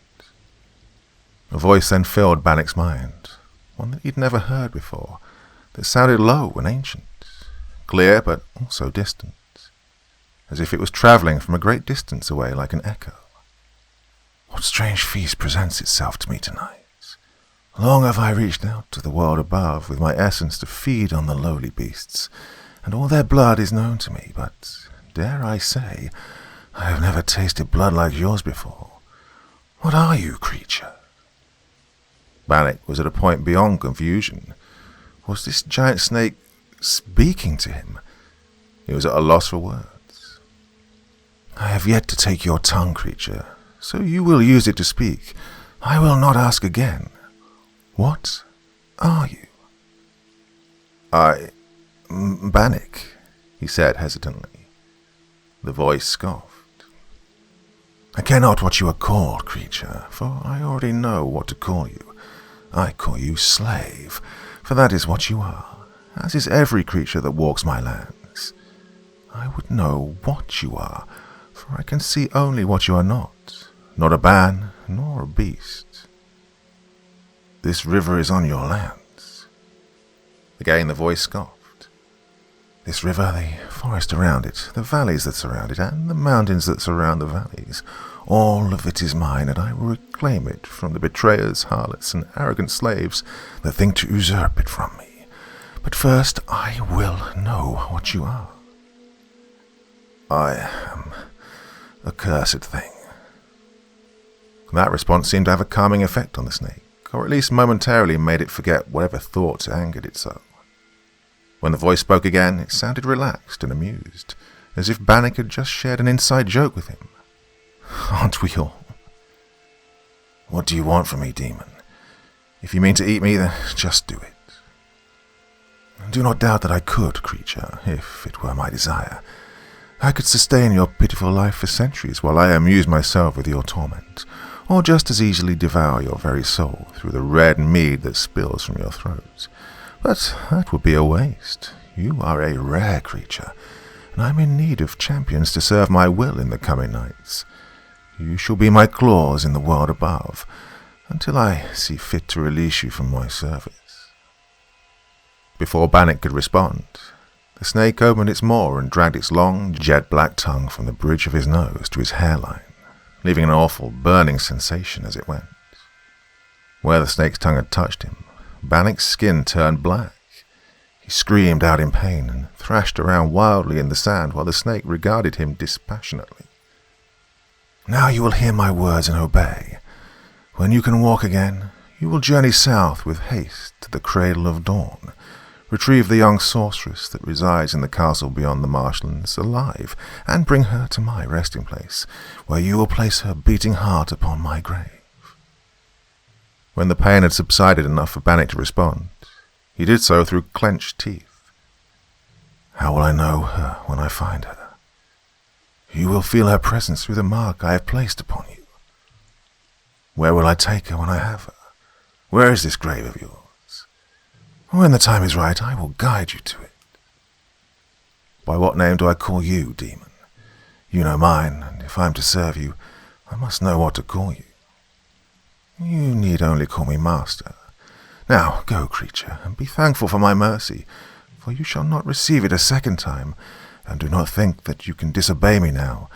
The mark I have placed upon you calls out to me forevermore. There's nowhere you can go now that my eyes will not see.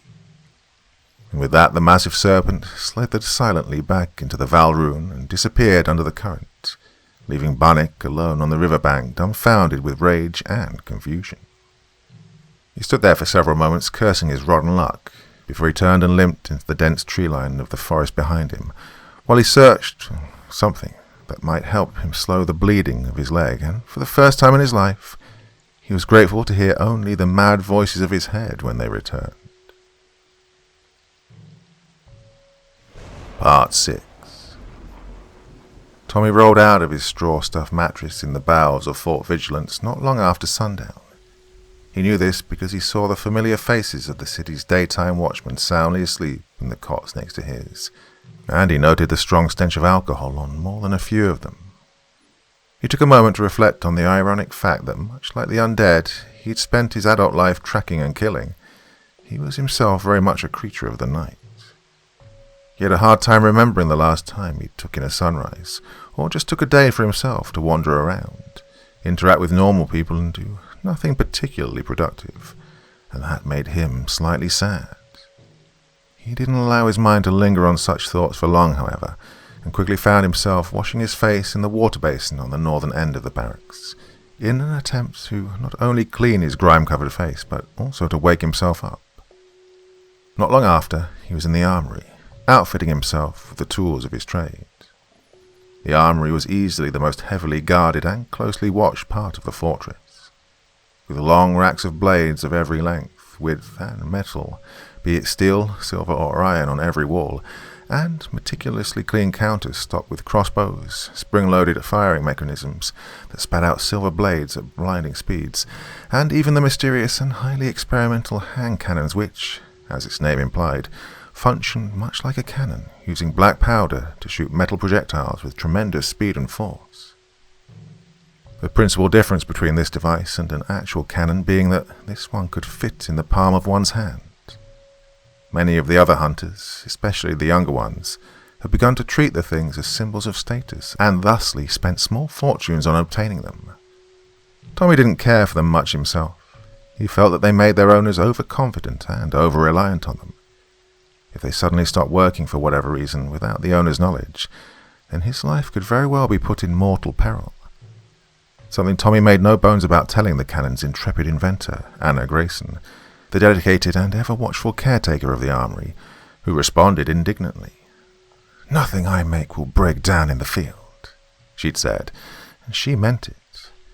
Anna was a voluptuous and intelligent young woman, proud of her craft and damn good at it, which was one reason why she'd taken Tommy's criticism of her work particularly hard.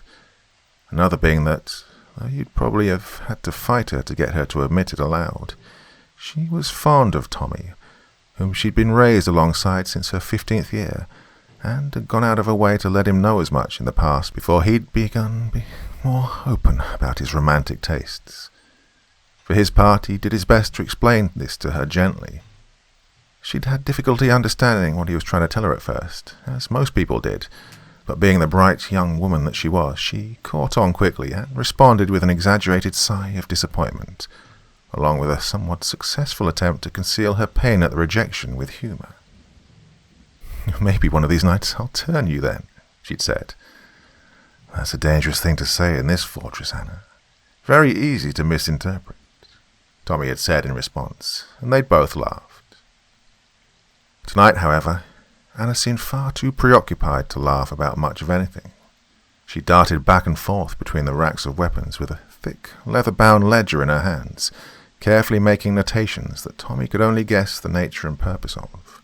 Her whole appearance, from her dishevelled auburn hair, soot-blackened hands and face, to the sad, guilty look in her sapphire-coloured eyes, gave him the distinct impression that she'd been working without pause since early morning, which was not unexpected given recent events, but nevertheless bothered Tommy.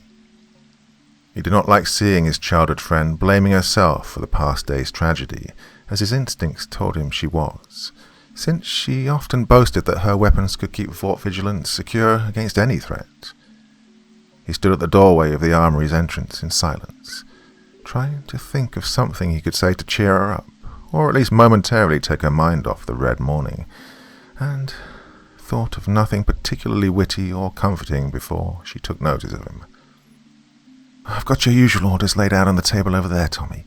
Cleaned, sharpened, and oiled up for battle, and I've already signed them out for you, so you can just take them and get to business," she said offhandedly, not taking her eyes off her ledger. "What happened last night was not your fault, Anna. It didn't have anything to do with what the guardsmen were armed with. Sometimes awful things just happen. Things that no one could have predicted or prepared for. This was one of those things." She stopped writing and let out a deep breath. "We should have been prepared for it, Tommy. We aren't some helpless farming village out in the sticks or some careless bunch of mercenaries. We're Fort fucking Vigilance. People everywhere in this country look to us for hope, to show them that we don't have to let the monsters have their way with the world, that we can fight back. How can we expect anyone to believe in what we're doing here if we can't defend ourselves within our own walls? The people will always have hope, Anna. This attack will not change that. And if we want people to believe in us, then we have to show them that we can get back up after we get knocked down. And we can't do that by obsessing over what's already over and done. We have to move forward." Anna went quiet for a moment before she spoke again, and when she did, she sounded as if she were on the verge of tears. "Damn the demons that did this, Tommy. The darkest pits in hell are too good for them. So many people.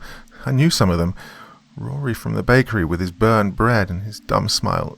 Matilda, that rude old bat that worked in the kitchens who never really liked me but always made sure I had something to eat. The pain they must have been in at the end. Oh, it's unforgivable, Tommy. We can't let them get away with this." "We won't. I promise." Anna took a deep breath before she spoke again. "I know. And thank you for trying to cheer me up. That's more than what most around here would do. Because you've always got your nose in some book, or you're frolicking around the forges playing in the soot, making yourself unpresentable, or doing some other nonsense unsuitable for a lady.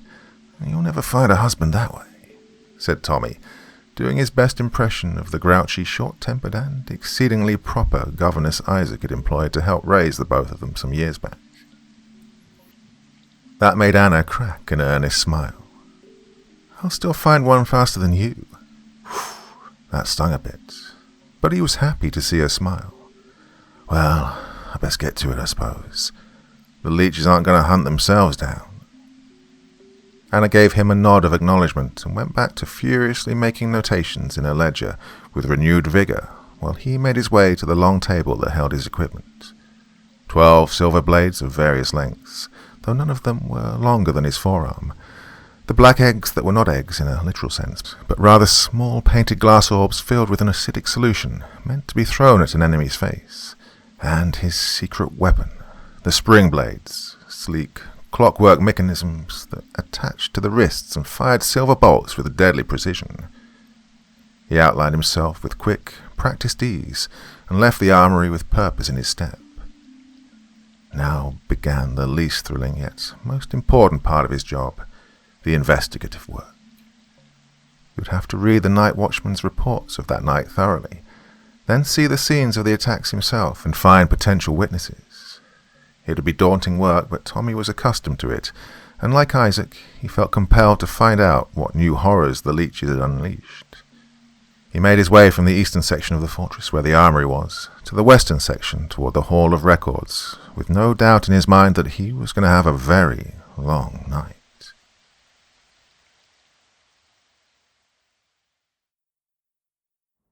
Part 7. Somewhere half a world away in the northernmost reaches of Nelgoth, someone else was also coming to terms with an inevitably long night, though for vastly different reasons.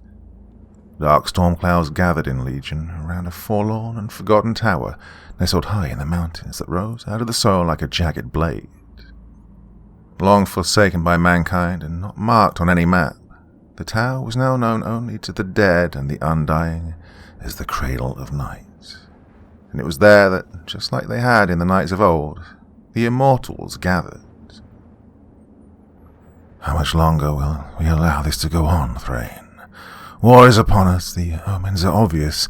Now is the time to strike before the mortals can regroup, shouted General Calcius Lestane, as he beat his fist on the marble table upon which he and 10 others clad in crimson armour, the likes of which had not been forged in uncounted centuries, when humans still whispered of the Night Kin. His voice echoed off the pale white walls of the ancient meeting chamber like a particularly belligerent chorus of thunder, giving Prince Feodor Thrain a headache. Though no one else at the table spoke immediately, Thrain knew that several, if not all of what amounted to the vampire aristocracy of Nelgoth gathered here tonight, had been asking the same question amongst themselves, and now their eyes were all on him, so he would have to tailor his response accordingly. When he did speak, his tone was not unlike that of a parent chastising a child that had spoken before thinking. War, is it, Lestane? It's a very poor farmer that goes to war with his own livestock. Is that what you would have us be, Prince Thrain? Farmers? We were conquerors once, nay, more than conquerors. We were their gods. They cowered and hid themselves from us once, or have you forgotten? Have your warm-blooded pets made you forget your pride and dignity? How much longer will the humans encroach on our lands before you grow a spine? We should call for tribute. Thrain cut him off before he could finish, and this time his tone was one of warning. While it is wonderful that you can still find time to indulge in the luxury of nostalgia, Lestane, it is my duty to look toward the future. The world around us is changing fast, and we must change with it if we are to survive. If all we do is obsess over the past, then we will soon become the past ourselves. Then what exactly is the future you envision for us, Thrain? While the good general may be lacking in manners, he makes a fair point. If the mortals are to be our livestock, then how long do we intend to let the livestock run amok over our lands? When do we remind them who rules them? Asked Countess Guinevere Delphina, a woman whose gentle-sounding voice and pleasant features obfuscated her ruthless nature. Thrain responded with a pause. I intend precisely the opposite. It is my hope that the humans forget us completely. Confusion and outrage painted the faces of those gathered around the table. Let the humans forget about them. Such a thing was anathema to the proud lords of the undead. To some sitting there it was blasphemy. General Calcius stood up to leave before Thrain gestured for him to sit back down while he elaborated. My brothers and sisters in darkness, for too long we have clung to traditions that no longer serve the purposes they were intended to, and we've let the pride we have in what once was blind us to the power we could have going forward into the future.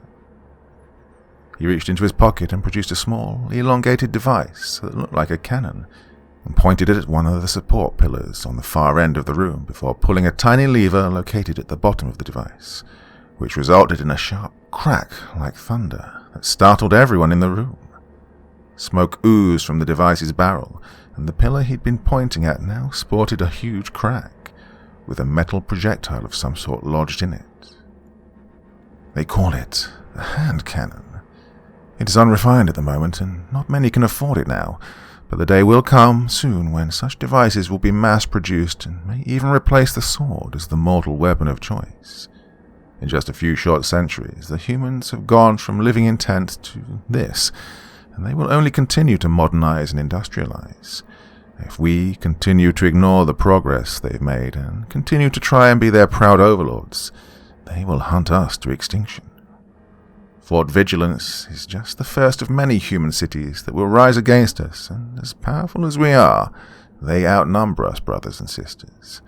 If we are to survive, we must acknowledge that the age of conquest by the sword is over, and embrace a new method of conquest. Looking around the table with calculating yellow eyes, he could see that he had the rapt attention of everyone present. So he let the silence linger for several agonizing moments for maximum effect before he leaned back into his seat and launched into a seemingly unrelated anecdote. Some decades ago, when I made my living traveling around and trading with the savage nations beyond the mountains, I made what was meant to be a 3-night journey through the Archon Pass of the eastern mountains to purchase rare silks made by the tribes indigenous to that area. I favored a journey through the pass rather than the official trade routes, because once you were deep enough in, there were a wealth of mining tunnels connecting both sides of the mountain that provided ample shelter from the sun at nearly all hours of the day. As it would turn out, though, this decision nearly cost me my life. Get to the point, Thrain, growled Calcius, wearing his frustration on his sleeve. Thrain continued unabated. In those nights, proper law and order had little influence in such remote areas, so one could expect to find bands of brigands nearly around every corner, waiting to ambush the unsuspecting traveller with sword in hand and the intention of murdering them and absconding with their valuables. As fate would have it, one such band was waiting just within the pass for a lonely, undermanned caravan such as mine. Thrain's clawed fingers curled tightly around his obsidian throne, and his eyes closed as he lost himself in memory. They surrounded the wagon and shot the driver first, making the horses panic to the point that they toppled the whole thing over. The servant I had accompanying me had his head crushed in the crash, leaving me to deal with the brigands alone. At first they believed they killed all the wagon's passengers, so they approached carelessly to claim their spoils. They were not prepared for me. I painted the white mountain snow a beautiful shade of crimson with the entrails of perhaps 2 or 3 of the bandits before they realized what they were up against, and those that remained, a party of 20 or so, who I now know must have been deserters of one army or another, fell into a military formation that was rather difficult to penetrate in open combat, even for a child of the night. What I thought would be a quick culling became a prolonged contest of cunning and skill that lasted well over an hour as they pushed me deeper into the mountains and I killed them off one by one. By the end, only a few of them remained. Dawn was swiftly approaching, and in my haste to escape into the safety of the mines, one of the brigands wounded me terribly. If they'd chosen to follow me into the mines that morning, they very well could have finished me off. But they were terrified of me, so they instead chose to paint the mine's entrance with symbols known to the local tribes as warnings of blood-drinking demons, and fled. I struggled on the floor of those mines, weak and at death's door for 3 nights, before a band of hunters from one of the local savage tribes pulled me from the mines with the intention of executing me, since they'd read the warnings painted on the mine's entrance. I would have died if it were not for the timely intervention of a young man who identified himself as a fur trader with a relatively obscure company known as Thorgold and Sons. Apparently he and his family caravan had ventured into the mountains with much the same purpose that I had, and I quickly related to him the mostly true account of who I was, my purpose in the mountains, and of how my caravan had been attacked. This kind young man then negotiated with the hunters for my safe release, even though they argued that I must have been a monster due to the warnings painted on the mine entrance, to which the young man replied was utter hogwash, that blood-drinking demons were nothing but wives' tales for the uneducated, and that he would not let an innocent man be murdered over mere superstition. And within a fortnight, I was back in civilization with my business concluded. "What does this have to do with our current predicament?" wondered Delphina aloud. Thrain answered exuberantly. Well, while he spoke, it dawned on me that it would be utterly wonderful if all humans believed as such. Think about it, my brothers and sisters. If the vampire becomes a myth, then we will be able to move among the mortals with utter impunity. Instead of hunting us, they will defer to their natural instincts and go to war amongst themselves, while we reap all the benefits. We could infiltrate their ruling bodies with ease, and once again be the lords of the night, albeit in secret. "What became of the young man who bargained for your safety?" asked Delphina, mildly curious. A thin smile spread slowly across Thrain's face. "Though it would turn out that in order to rebuild my wounded body and recover my strength for the journey home, I had to feed on the band of hunters and the entirety of Thorgold and Sons, I repaid that young man for his kindness to me. As far as I know, he still lives to this day." Silence prevailed over the meeting hall for several moments before most everyone there expressed their agreement to varying degrees. All but one. "No!" shouted Lithias Thrain, the youngest of the lords gathered there and Theodof's own son. This outburst caught everyone off guard and brought all eyes onto Lithias. "I will not stand by and allow our bloodline to sink into cowardice. We should conquer the humans, not hide from them." Theodoth regarded his own son with a look of annoyance that could quickly become dangerous, and questioned him with condescension. And how, son of mine, do you propose that we do that without courting our utter extinction? Or does your great wisdom not extend that far?" Lithias replied with a speech of his own that to those gathered felt suspiciously rehearsed. "We recognize that we have long allowed ourselves to be led astray from true wisdom and power by those who seek to court power for themselves, and that in order to return to the might and glory this family once possessed, we must return to the old ways, the true old ways, and reunite with our true father." Everyone present knew what Lithias was suggesting, Theodoth especially. He sat up from his seat and replied with venom dripping from his voice. "Be very careful what you say next, boy. Your very life depends on it. You know nothing but whitewashed legends and polished stories. You never knew the man himself as I did. He is where he belongs, and he will rot there. I know him better than you can imagine, father, for the Prince of Hunger himself speaks to me in dreams. He tells me of your iniquities, past and present, and promises me that the time is nigh for the vampire to reclaim his place as the truest predator of Nelgoth." A collective chorus of nervous whispers and shocked gasps filled the chamber while Prince Thrain stood up from his throne. When he spoke again, he sounded drained and tired.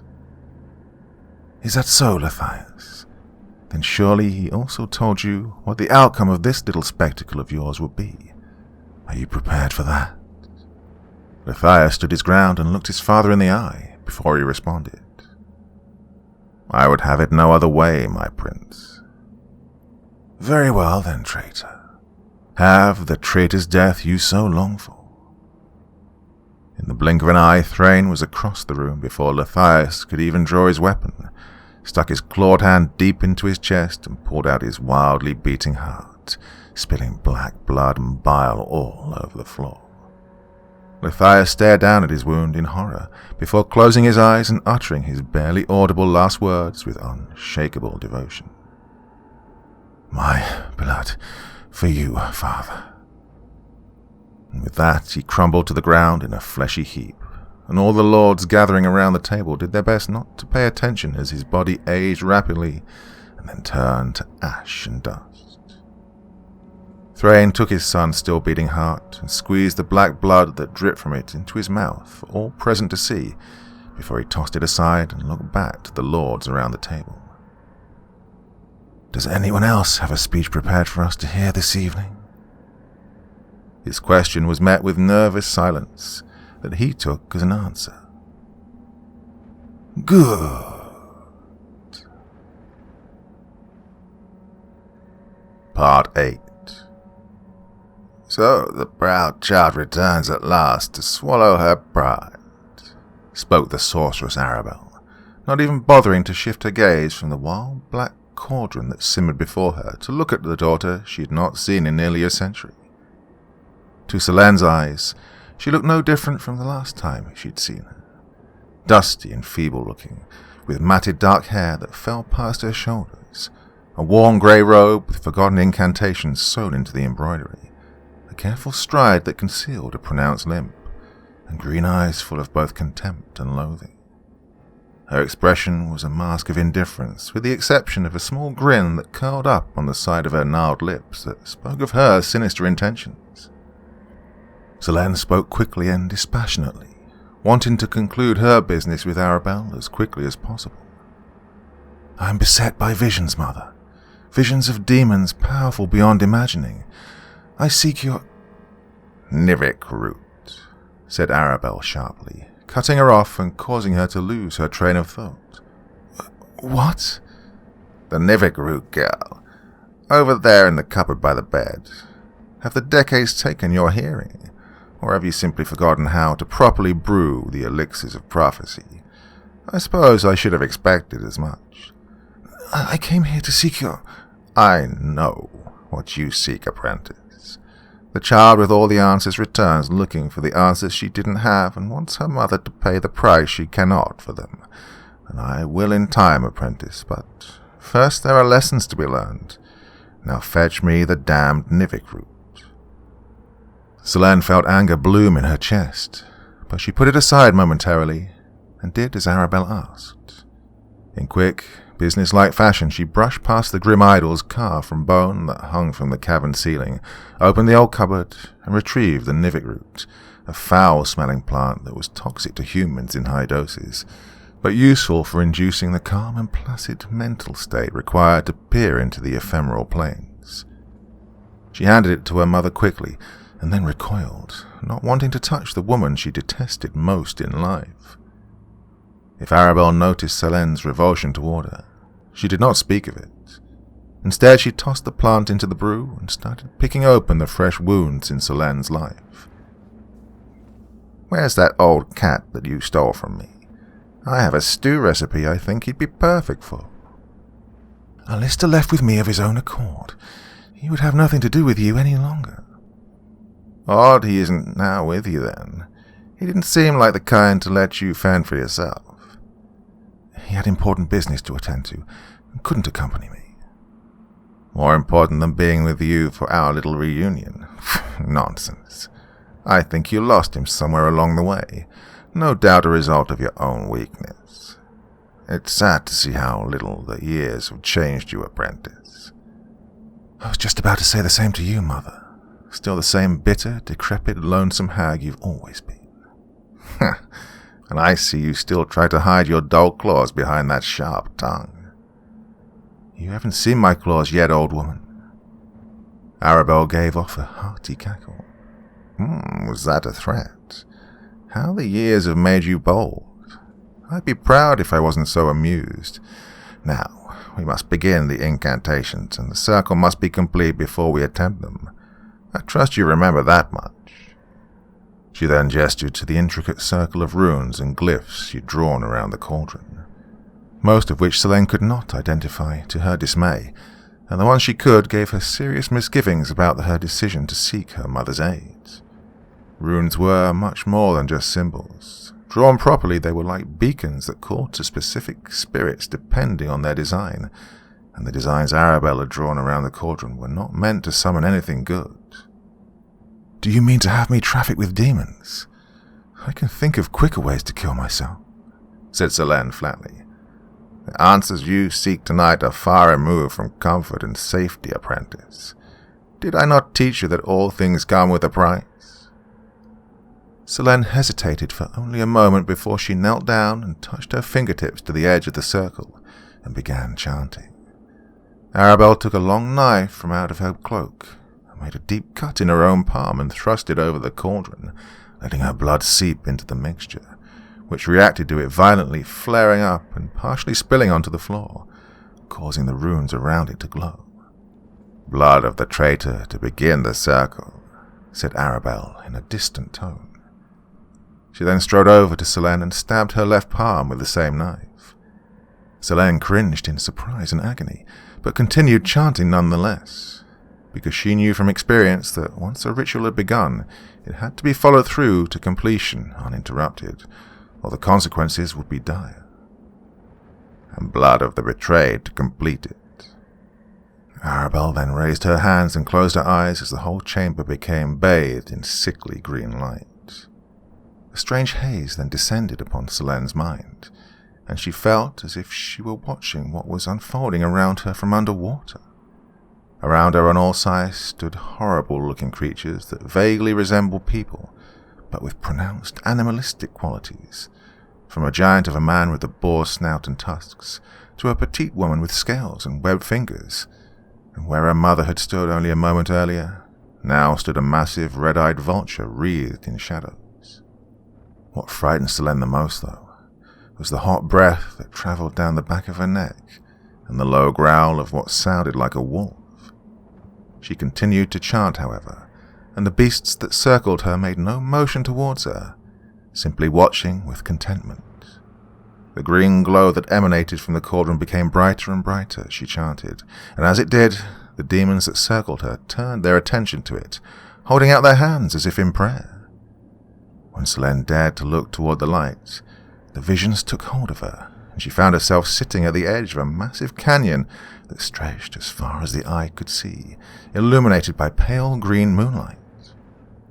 By her side sat a large, grey-maned wolf with golden eyes. It made no moves toward her, simply sitting next to her contentedly, and when she made eye contact with it, the wolf maintained it with her for several moments before gesturing with its snout towards the canyon. When she looked back deeper into the canyon, she saw that, figuratively speaking, it was quite dead. No vegetation grew anywhere that she could see, and no water was anywhere to be seen.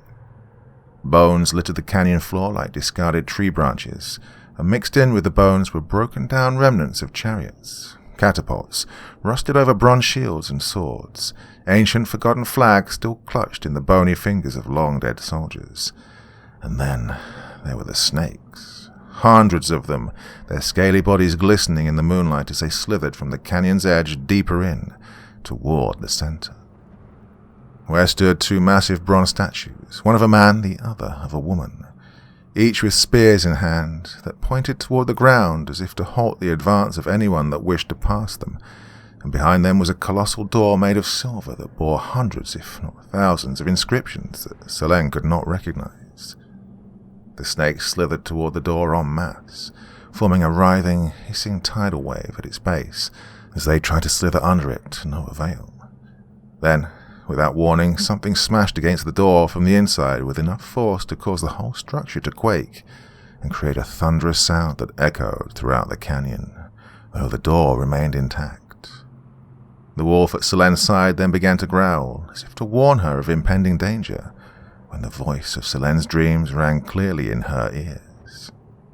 "Soon, traitor child. Soon." Part 9. Bannock had long since lost track of how deep into the forest he'd wandered, and the demons weren't much help. They scurried around the forest floor like insects in all directions, giving off their usual fits of maniacal laughter, which was more of a nuisance than anything else to a man trying to navigate himself through the deep woods. Rays of daylight had begun to pierce the forest canopy above, letting him know that morning had come and gone.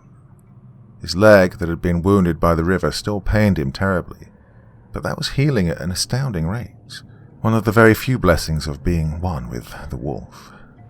He trotted along at a brisk pace, debating with himself whether or not he should head south as the creature he'd encountered at the Val Rune had bid him to, and what his other options were, if he had any yet.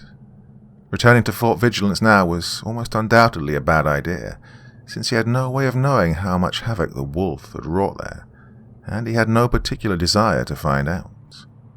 He also had no doubt that the hunters would be mad with grief and out for blood, a situation he was all too familiar with and not keen to put himself in again. But what did that leave him with? He had no food and no money, and the clothes on his back were in tatters. Should he head south then, and find this sorceress the creature spoke of? The voices of his fractured mind had much to say about this topic, and none of what they said was particularly consistent or enlightening. He decided that his first and foremost priority was clean clothes, food, and a warm place to sleep, if only for a few short hours, while he figured out his next steps. None of those things were easy to come by this deep in the woods, even for someone as resourceful as Bannock. The towering trees around him seemed to stretch on endlessly in all directions, while the demons of his mind danced about, taking on new vibrant shapes and bright colours that subtly reminded him of the tales his mother once told him of forest fairies. They were beautiful. Some looked like butterflies, others like tiny winged people.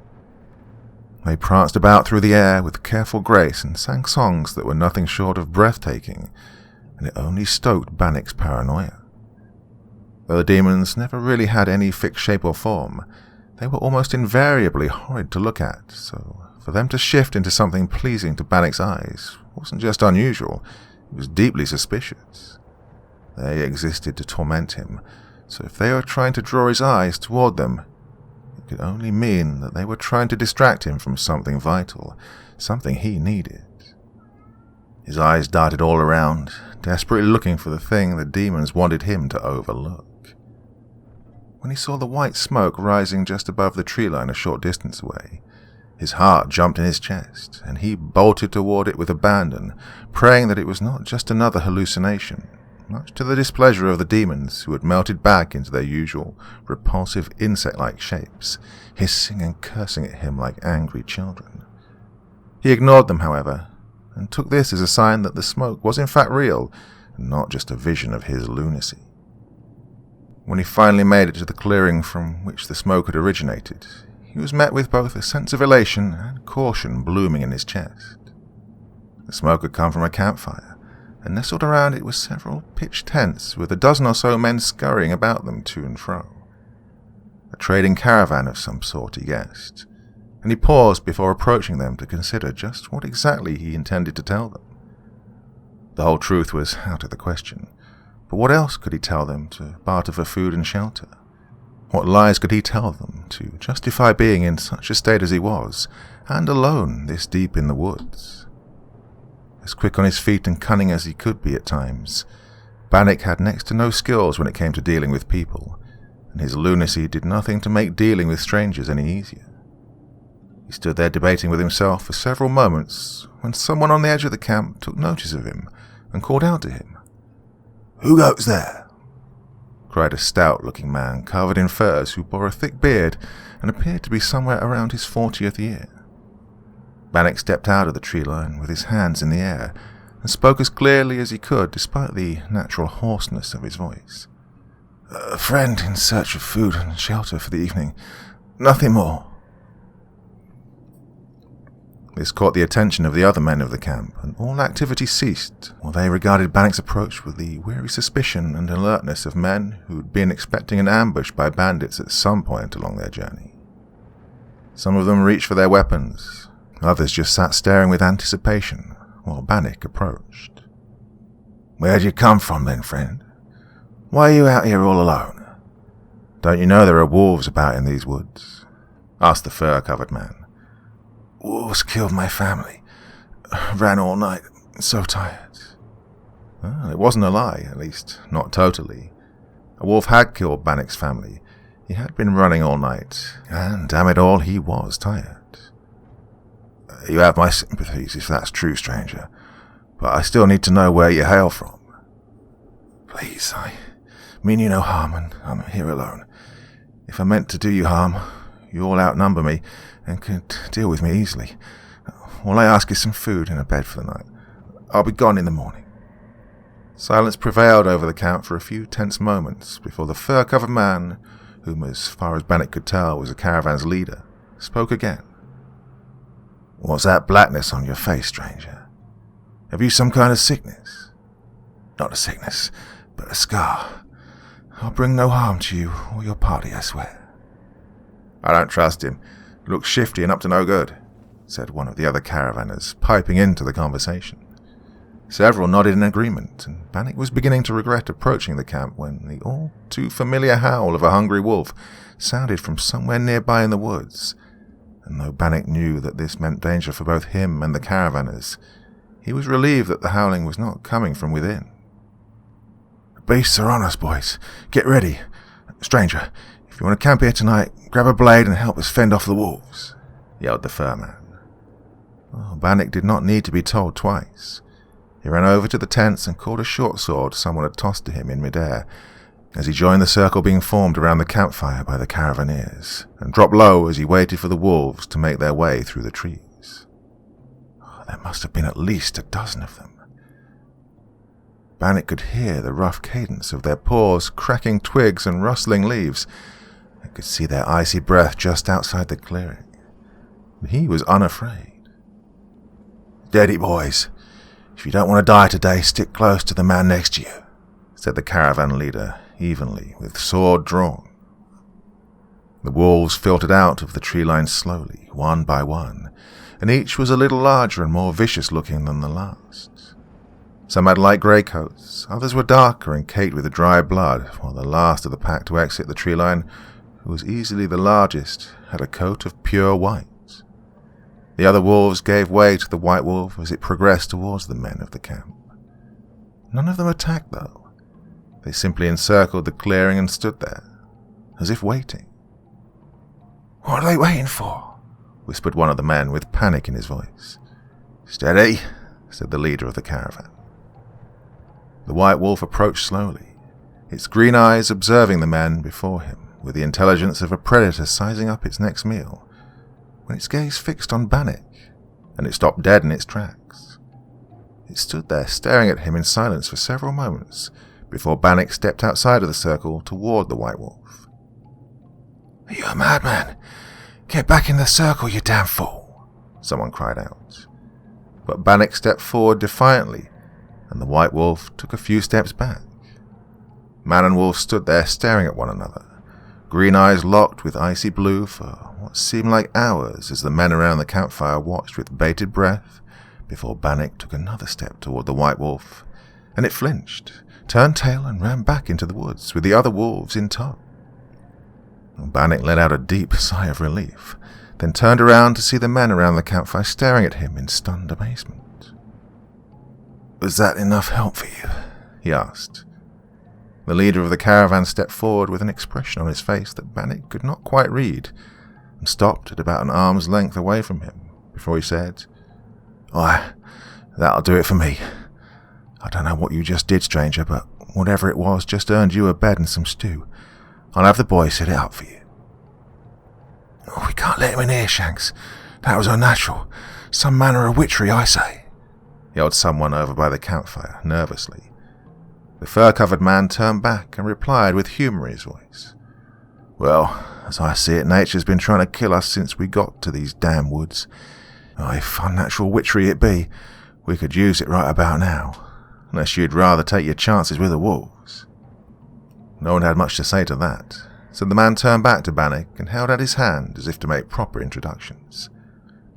Seamus Heronsworth, but us working men don't have time for long names like that, so you can just call me Shanks. Bannock, he replied as he awkwardly shook his hand. Well, Bannock, I don't know where you came from or where you're heading, but we wouldn't mind having some of your talents keep us company on the road for a while. We can pay you for your time when we get where we're going, and we could keep you fed along the way." "Where are you going?" "We're going to do some trading with a fishing village a few days south of here, on the edge of the swamps." That'll do."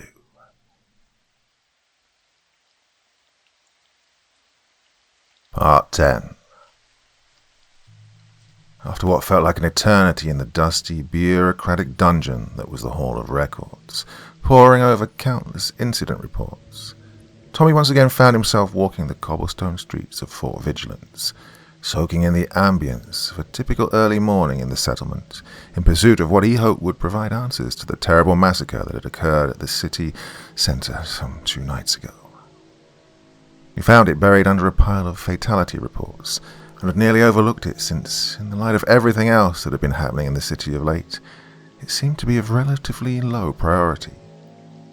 It was a notice of a missing person, reported by one Ralph Gurkson, about a man he worked with at the recently established Rothric Asylum for Lunatics, a man who apparently went by the name Bannock.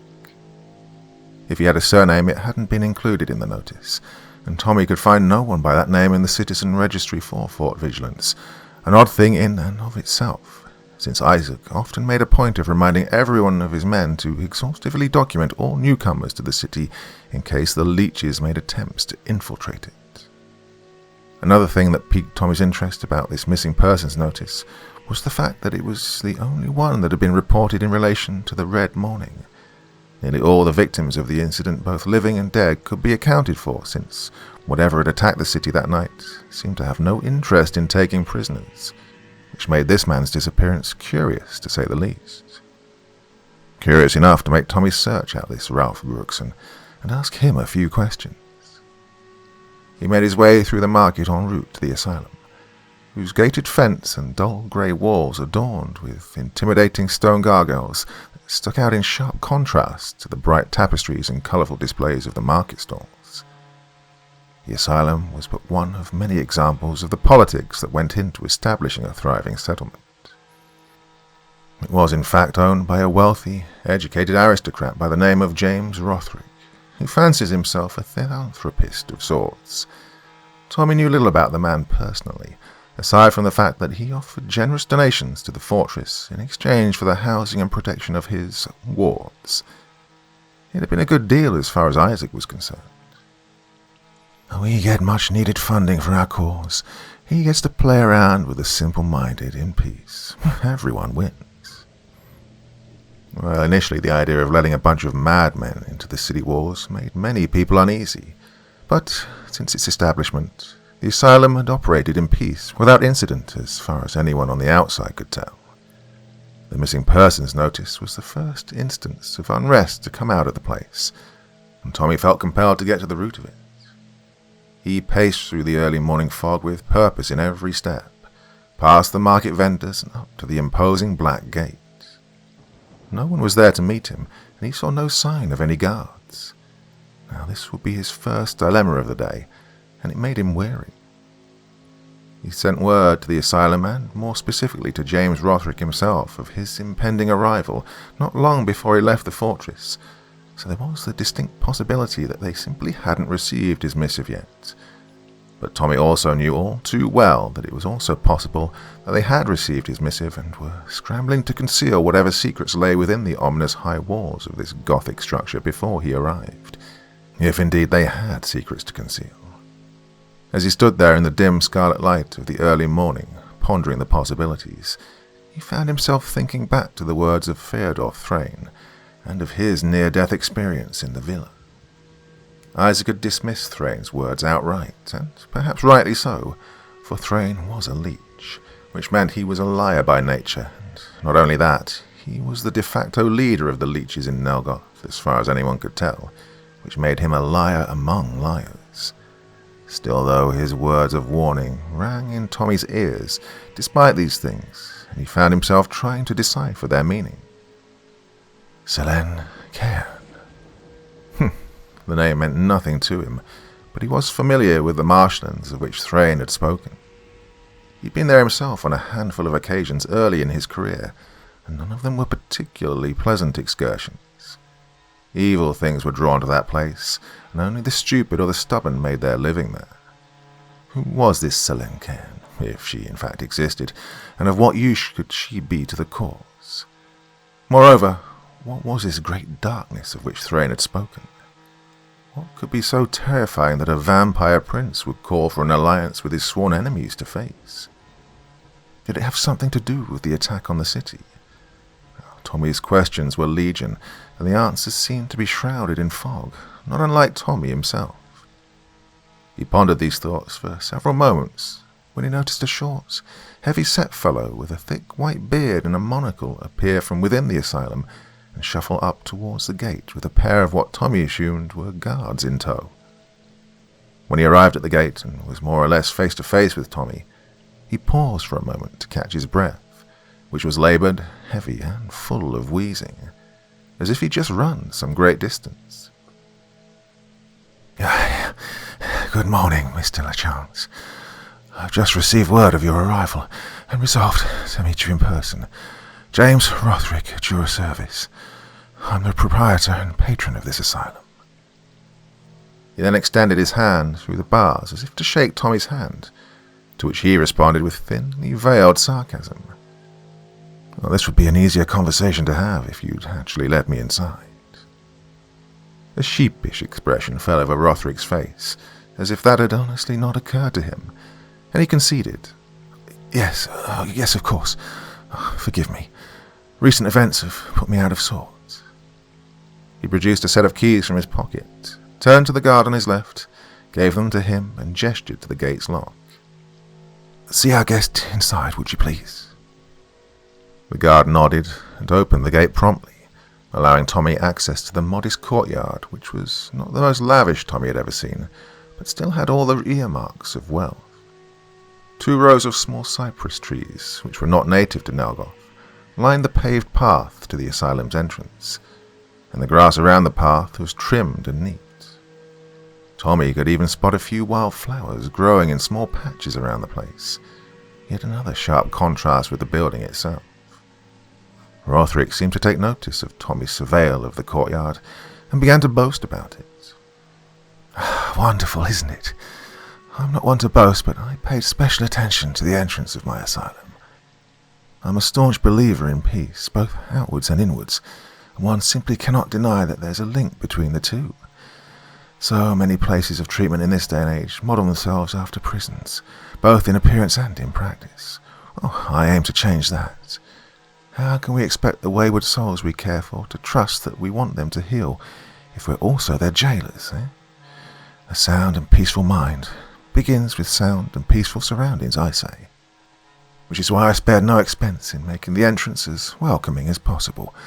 To those whose minds are in turmoil, they can understand they're not coming to a prison, but a place of healing. There isn't really anything welcoming about a bleak grey building covered in gargoyles that would frighten sane men, said Tommy, flatly cutting him off. Rothrick paused and looked back at his asylum with a slight look of embarrassment spreading over his face. Well, yes, I suppose you're right about that. The gargoyles were not my choice. My architect's a bit of a traditionalist. Great at his work, mind you, but utterly insufferable when you try to give him design suggestions. Why, just the other day I was chatting with him on that very subject. I understand you're very proud of the work you do here, Mr. Rothrick, but I'm here on important business. I need to speak to this man of yours by the name of Gurkson about this missing guard, and any information you can provide on that subject would be welcome. Yes, of course. The man in question should be working the lower levels. I'll show you the way. Rothrick then strode over to the asylum's large cast-iron door and opened it, ushering Tommy inside with a welcoming gesture. With the 2 other guards close behind, he walked over the threshold into the building and was a bit surprised by how clean and orderly the interior of it was. The floor was comprised of some sort of tile, and the smell of sage filled his nostrils. A large wooden desk sat at the room's centre, where a clean-cut-looking young man, who appeared to be around 20 or so years of age, sat on a padded chair meticulously organising a stack of parchment. The sound of the door opening caused him to look up from his work momentarily and nod to his employer as he walked by. "Good morning, Mr. Rothrick." Rothrick passed by him without a word, and Tommy was a bit taken aback by his rudeness, but said nothing as he kept pace and followed the odd aristocrat further into the asylum. The young man simply shrugged off Rothrick's rudeness and returned to his papers.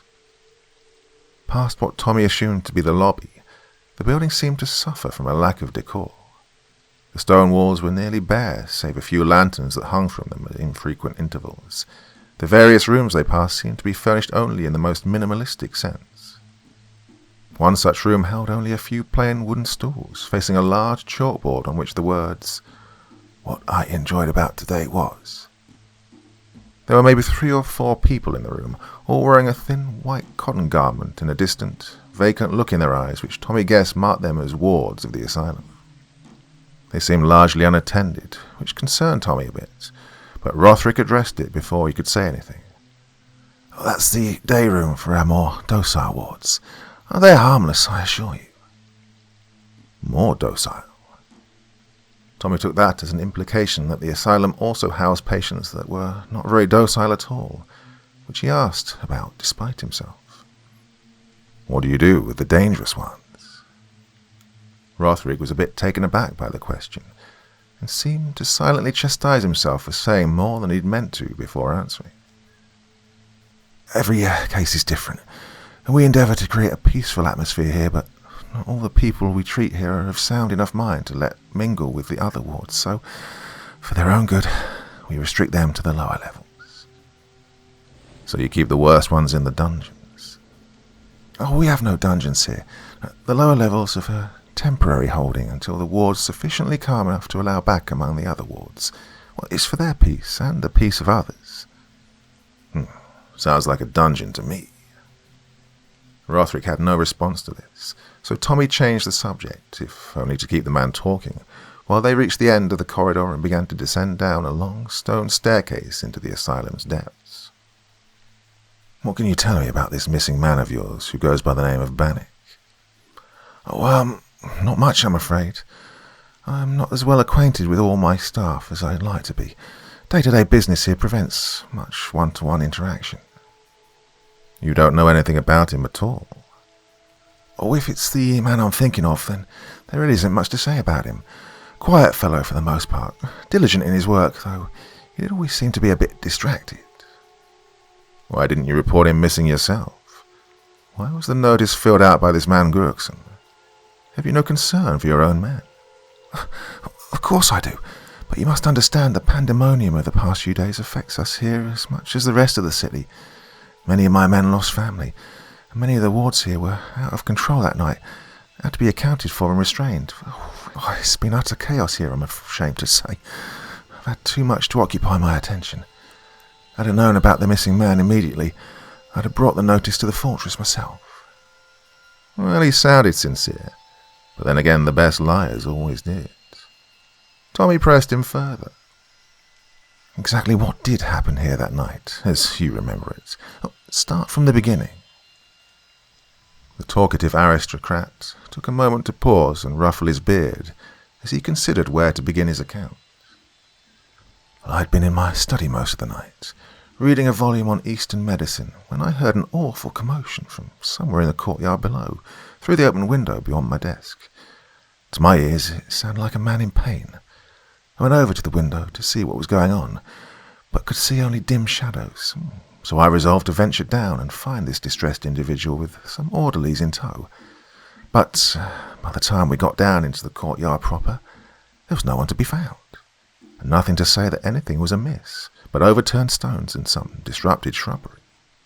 We were still searching the courtyard when an orderly brought news to me that violence had broken out in the market outside, so I made it my priority to secure the asylum." "Is that all?"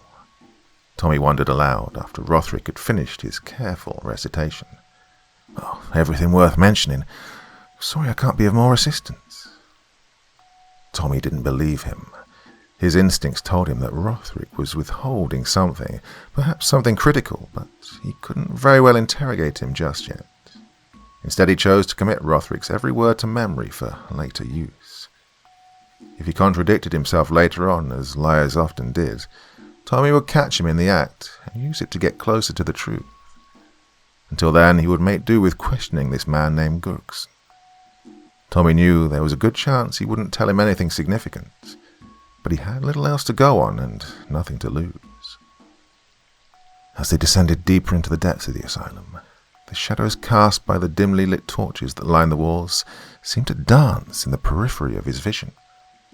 Tommy became keenly aware of the cold and unwelcome feeling that something malignant was watching him in the darkness.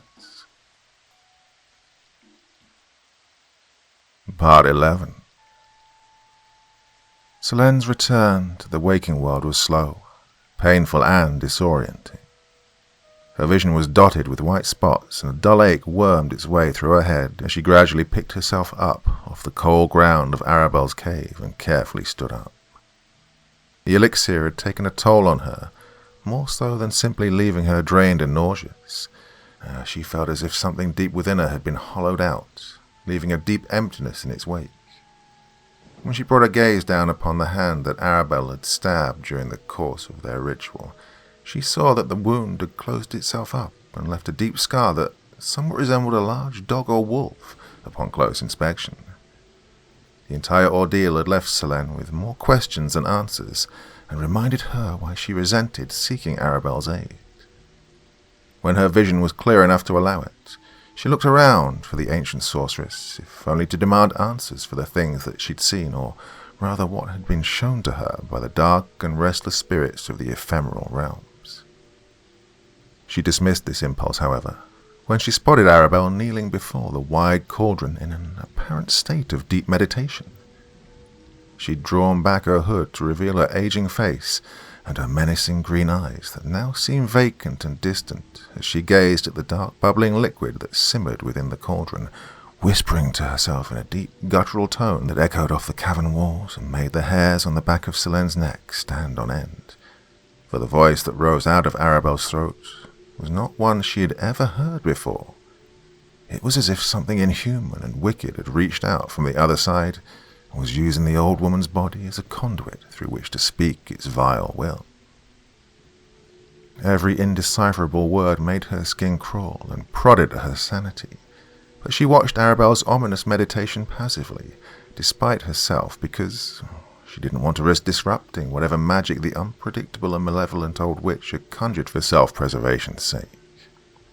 When Arabelle's sinister chanting finally came to a close, an ice-cold wind blew through the cavern, momentarily dimming the candles that glowed all around them and bringing a heavy and oppressive darkness into the chamber. For the briefest of moments, Selene could have sworn she saw the shadowy silhouette of a tall and vaguely human-looking creature standing over Arabelle and whispering into her ear, before the unnatural gust of wind dissipated and soft light once again filled the chamber, leaving the two of them alone. When Arabelle eventually opened her sickly green eyes again and looked at Selene, it was with a disturbing ear-to-ear grin painted across her haggard ancient face. "The pact has been made, and a pact once made must be honored," she said cryptically as she rose up to stand. Selene opened her mouth to speak, but before she spoke a word, Arabelle continued unabated. "The Old Ones have shown me the hungry shade that haunts your dreams, and the journey you must make to rid yourself of him. The path before you is a long and dark one, paved with suffering and sacrifice, apprentice," she said with the grim authority of one who spoke words of prophecy. "Speak plainly about what you have seen, then, so I may put this place behind me," Selene demanded in a tone of unabashed exasperation. Arabelle shook her head in response. "Some things cannot be explained, only lived through," before she turned and walked over to the cold stone cavern wall that stood directly opposite to the both of them, and drew an elaborate symbol with her long, pale forefinger on its surface.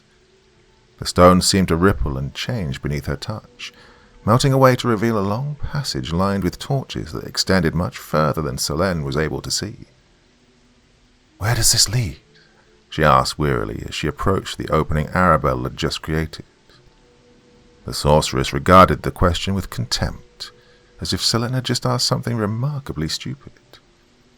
Why do the young always seek answers to the wrong questions? She lamented aloud before walking over to a nearby torch, removing it from the wall and handing it to Selene.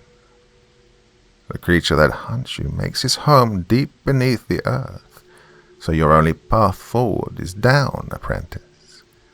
The deep road will take you where you need to go, if you're strong enough to walk it, she said in a flat, disinterested tone that did nothing to reassure Selene of the safety of the passage.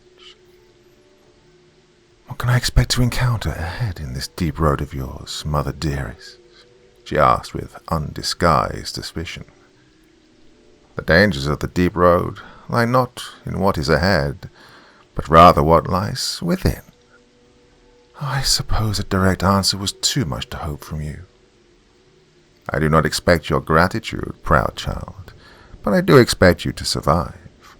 I will have uses for you when this thing is done, responded Arabelle cryptically. You will never again use me for anything, you wicked old crone. This is the last time we will ever see each other, snapped Selene, letting more emotion slip into her voice than she'd intended. A raspy cackle rose from the old woman's throat, and she smiled at Selene through rotten black teeth. You owe me more than you will ever understand, girl, and you'll always need me no matter how much you despise me. Run along now. The hour grows late and much remains to be done. Say hello to that cat of mine if you ever see him again, will you? Selene withstood the urge to say any more to the witch, and with some minor trepidation took her first steps down the dimly lit passage, doing her best to ignore the growing sense of dread that loomed over her as she went deeper into the depths. Part 12. Isaac could still hear the screams some nights, when he laid alone in his bed after the day came to a close and darkness crept across the sky. When the bustling marketplace below went quiet, and only the low drone of insects and the steady sound of the night watchman's boots hitting the damp stone floor could be heard in the fortress. He could hear them as clearly as he had that night in the mountains so many years ago, when the gods saw fit to teach him the price of careless trust. Tonight, as he stood alone on the balcony of the Tower of Vigilance, looking into the all-consuming dark abyss of the night around him, while he patiently awaited the first lights of dawn, he could still hear them. The screams were like vengeful ghosts, forever reminding him that no matter how much good he'd accomplished all these years, the gods had not forgotten his many sins, and that one of these bleak nights they would come to settle the debt. Isaac had never slept well or long at the best of times, and since the savagery that had taken place in the market, he didn't sleep at all. Instead, he stood atop the balcony, thinking about the uncertain future that lay ahead, as well as the horrors of the past that lay behind him. Sometimes when he closed his eyes, he could still feel the slick wetness of his brother's blood on his palms, and hear his labored gasps as he lay dying in the snow. He would have turned 16 that year, if he'd made it down from the mountains. Other nights, if he allowed his mind to linger in memory, he could clearly hear his father's frantic and trembling voice as he made incoherent attempts to beg the red-haired stranger to spare the lives of his children, and could still see the detached, amused expression in the stranger's cold yellow eyes as he tore open his father's throat with his jagged, sharp teeth before turning his attention back to Isaac. Isaac had begged as well that night, desperately and pitifully, and that was his greatest shame. For many years and countless sleep-deprived nights, he tried to convince himself that any boy of 17 would have done the same, that anyone given the same choice that the red-haired stranger had given him, to die or to serve, would have chosen the latter. But in his heart, he still felt like a coward. Even 30 years later, after countless monsters had died by his hands, and naive, wide-eyed young warriors looked up to him and called him Many Fangs. To him the title was hollow, because no matter how many monsters he'd destroyed, there always seemed to be another one lurking somewhere out in the darkness, and he was growing weary of it all. Weary of the fighting and the killing, weary of the endless nights, and, most of all, He was weary of watching the brave and foolish children that fought for him die gruesome deaths while the red-haired demon that destroyed his life laughed at him from afar. He wanted it all to end. He never gave any thought to ending his own life, though. Such an action would have been cowardice in its purest form, and would have left Tommy, Anna, and so many others without a leader that truly understood the leeches and how to wage war against them, and that was something he could never do. He would see this war to its bitter end, no matter the cost, and that thought filled him with the resolve to do something he'd not had the strength to do in years. With a deep breath, he left the balcony, entered his bedchamber, and approached the tall, dust-coated bookcase that stood directly opposite to his bed, and pulled down the black book on the right-hand side of the uppermost shelf, which was not truly a book at all, but rather a lever. The sharp hiss of metal and the churning of gears reverberated throughout the bedchamber as the bookcase slid to the left to reveal a hidden stairwell which Isaac descended with purpose in every step. What he was about to do was shameful, blasphemous even, but entirely necessary. At least that was what he told himself as he walked the long, dank passageway to the small, dimly lit subterranean chamber that only he and Tommy knew about, and looked upon the black case he'd promised himself he would never open again. He hesitated for several long moments before he opened it slowly and let his eyes fall upon the tall bottle within. At a glance, it looked like it could have been a wine bottle, except for the fact that it bore no label, and Isaac knew full well that the deep red liquid that churned within it was not wine. Most people in Nelgoth knew that vampires ravenously craved blood, but very few knew that vampire blood was a powerfully addictive substance itself when consumed by the living. It brought strength and vitality beyond normal human capabilities when consumed, and could make a stout warrior out of even the most frail and sickly person. The danger of this practice was grave, however. Every drink brought with it a terrible thirst that was agony to ignore, and the more one succumbed to it, the closer one came to dying and rising again as a vampire themselves. To some, this outcome was desirable. The desire and accompanying addiction, as well as the unspoken promise of eventual transformation, was the leash that the leeches held around their mortal servants, and was the very thing that had kept Isaac bound to the service of the monster that had murdered his family for 10 long years. It had taken all of his strength and the aid of his best apprentice to quit the last time he'd found himself in the grip of his own holy addiction, and he didn't know if he was strong enough to quit again before he became what he hated most. He knew full well that he was gambling his very soul in doing this again, and the thought turned his stomach. But he also knew that something dark and terrible was fast approaching on the horizon, that the horrors that had taken place in the market were a mere prelude to something much, much worse. His instincts told him as much. He knew he would need every weapon he had at his disposal to face what was to come, if he was to keep those he held dear from suffering the same gruesome fates he'd seen befall so many others. He had failed his father and brother, but he would not fail his apprentices while he still drew breath. That much he swore to himself, as he took the bottle from the case, opened it, and brought it to his lips.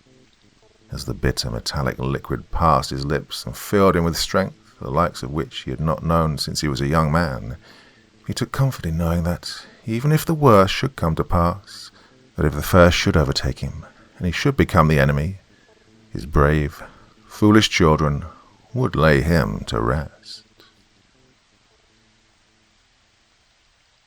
Part 13. To the eyes of most newcomers, Crone's Hollow did not look much like a village at all, much less a moderately successful trading outpost.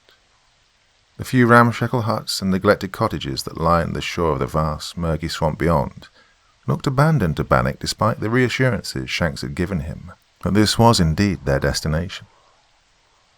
Bannock took him at his word, since he'd shown himself to be the most amicable member of the caravan Bannock now found himself travelling with over the course of their journey through the forest. But he still found it hard to believe anyone would willingly live in such squalor. Do people actually live here? He unintentionally wondered aloud. Shanks took the question in stride. Doesn't look like much, I know. The people here are an odd and guarded sort, but dependable and fair once you earn their trust. If you say so. Well, I do say so. Bannock gave a half-hearted nod in acknowledgement. In the time he'd travelled with him, Bannock had concluded that Shanks was not the kind of man to lie or to have hidden ulterior motives, but he was uneasy nonetheless.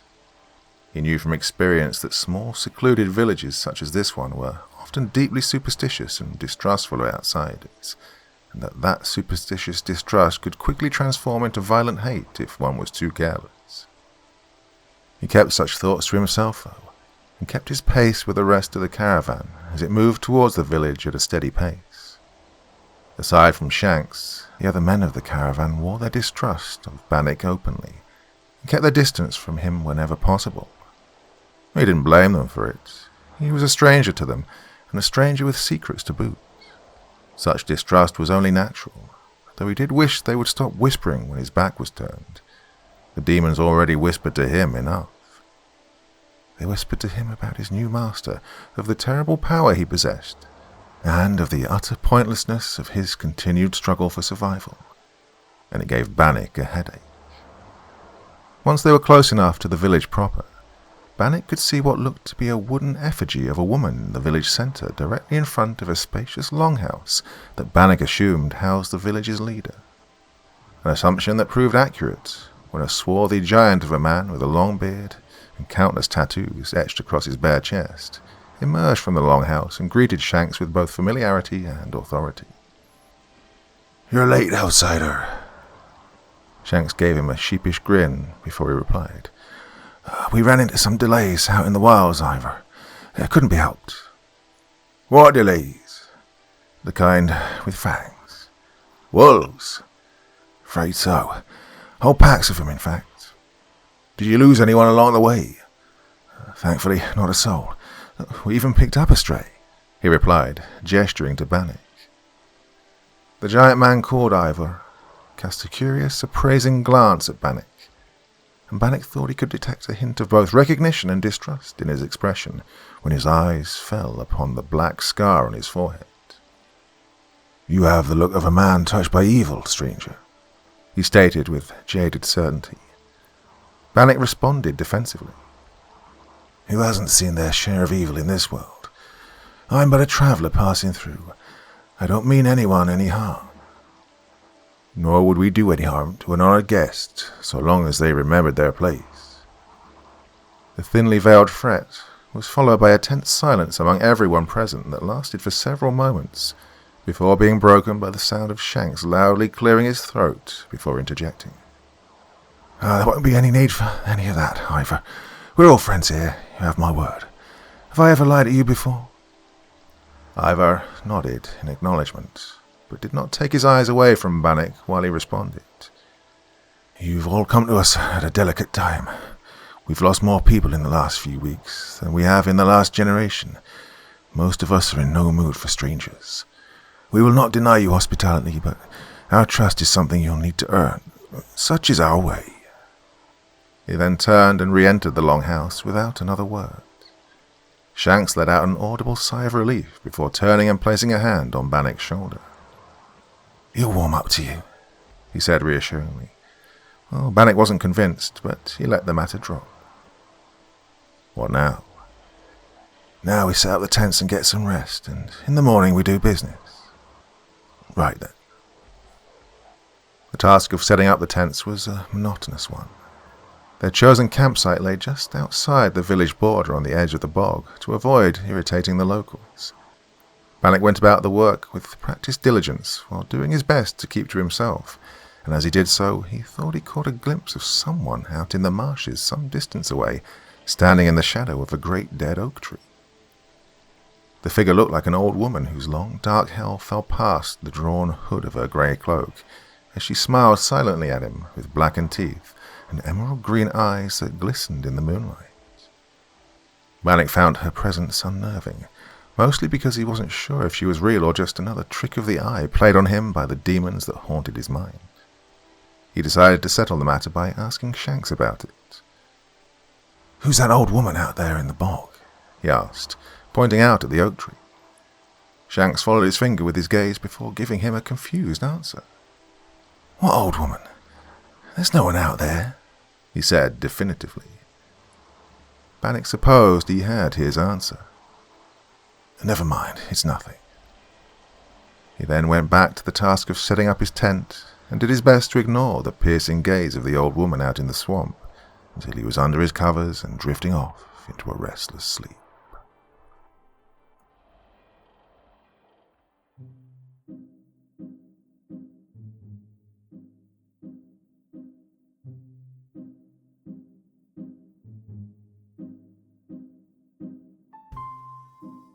So I just love the way that this story is developing. Hope you do too. Another 4 chapters there, bringing us up to, where are we now? Is that 12 overall? 13? Oh, anyway, yeah, keeps on giving, doesn't it? Lots more to come, I am assured by the author, and don't know about you, but I can't wait. Well, that's your Sunday evening treat between Christmas and New Year. What would you like me to do tomorrow night? Any thoughts, feelings, anything you want? I'm up for it for tomorrow evening when there will be another video. Oh, yes indeed. But that is enough for me for one evening. So until the next time, very, very sweet dreams and bye-bye.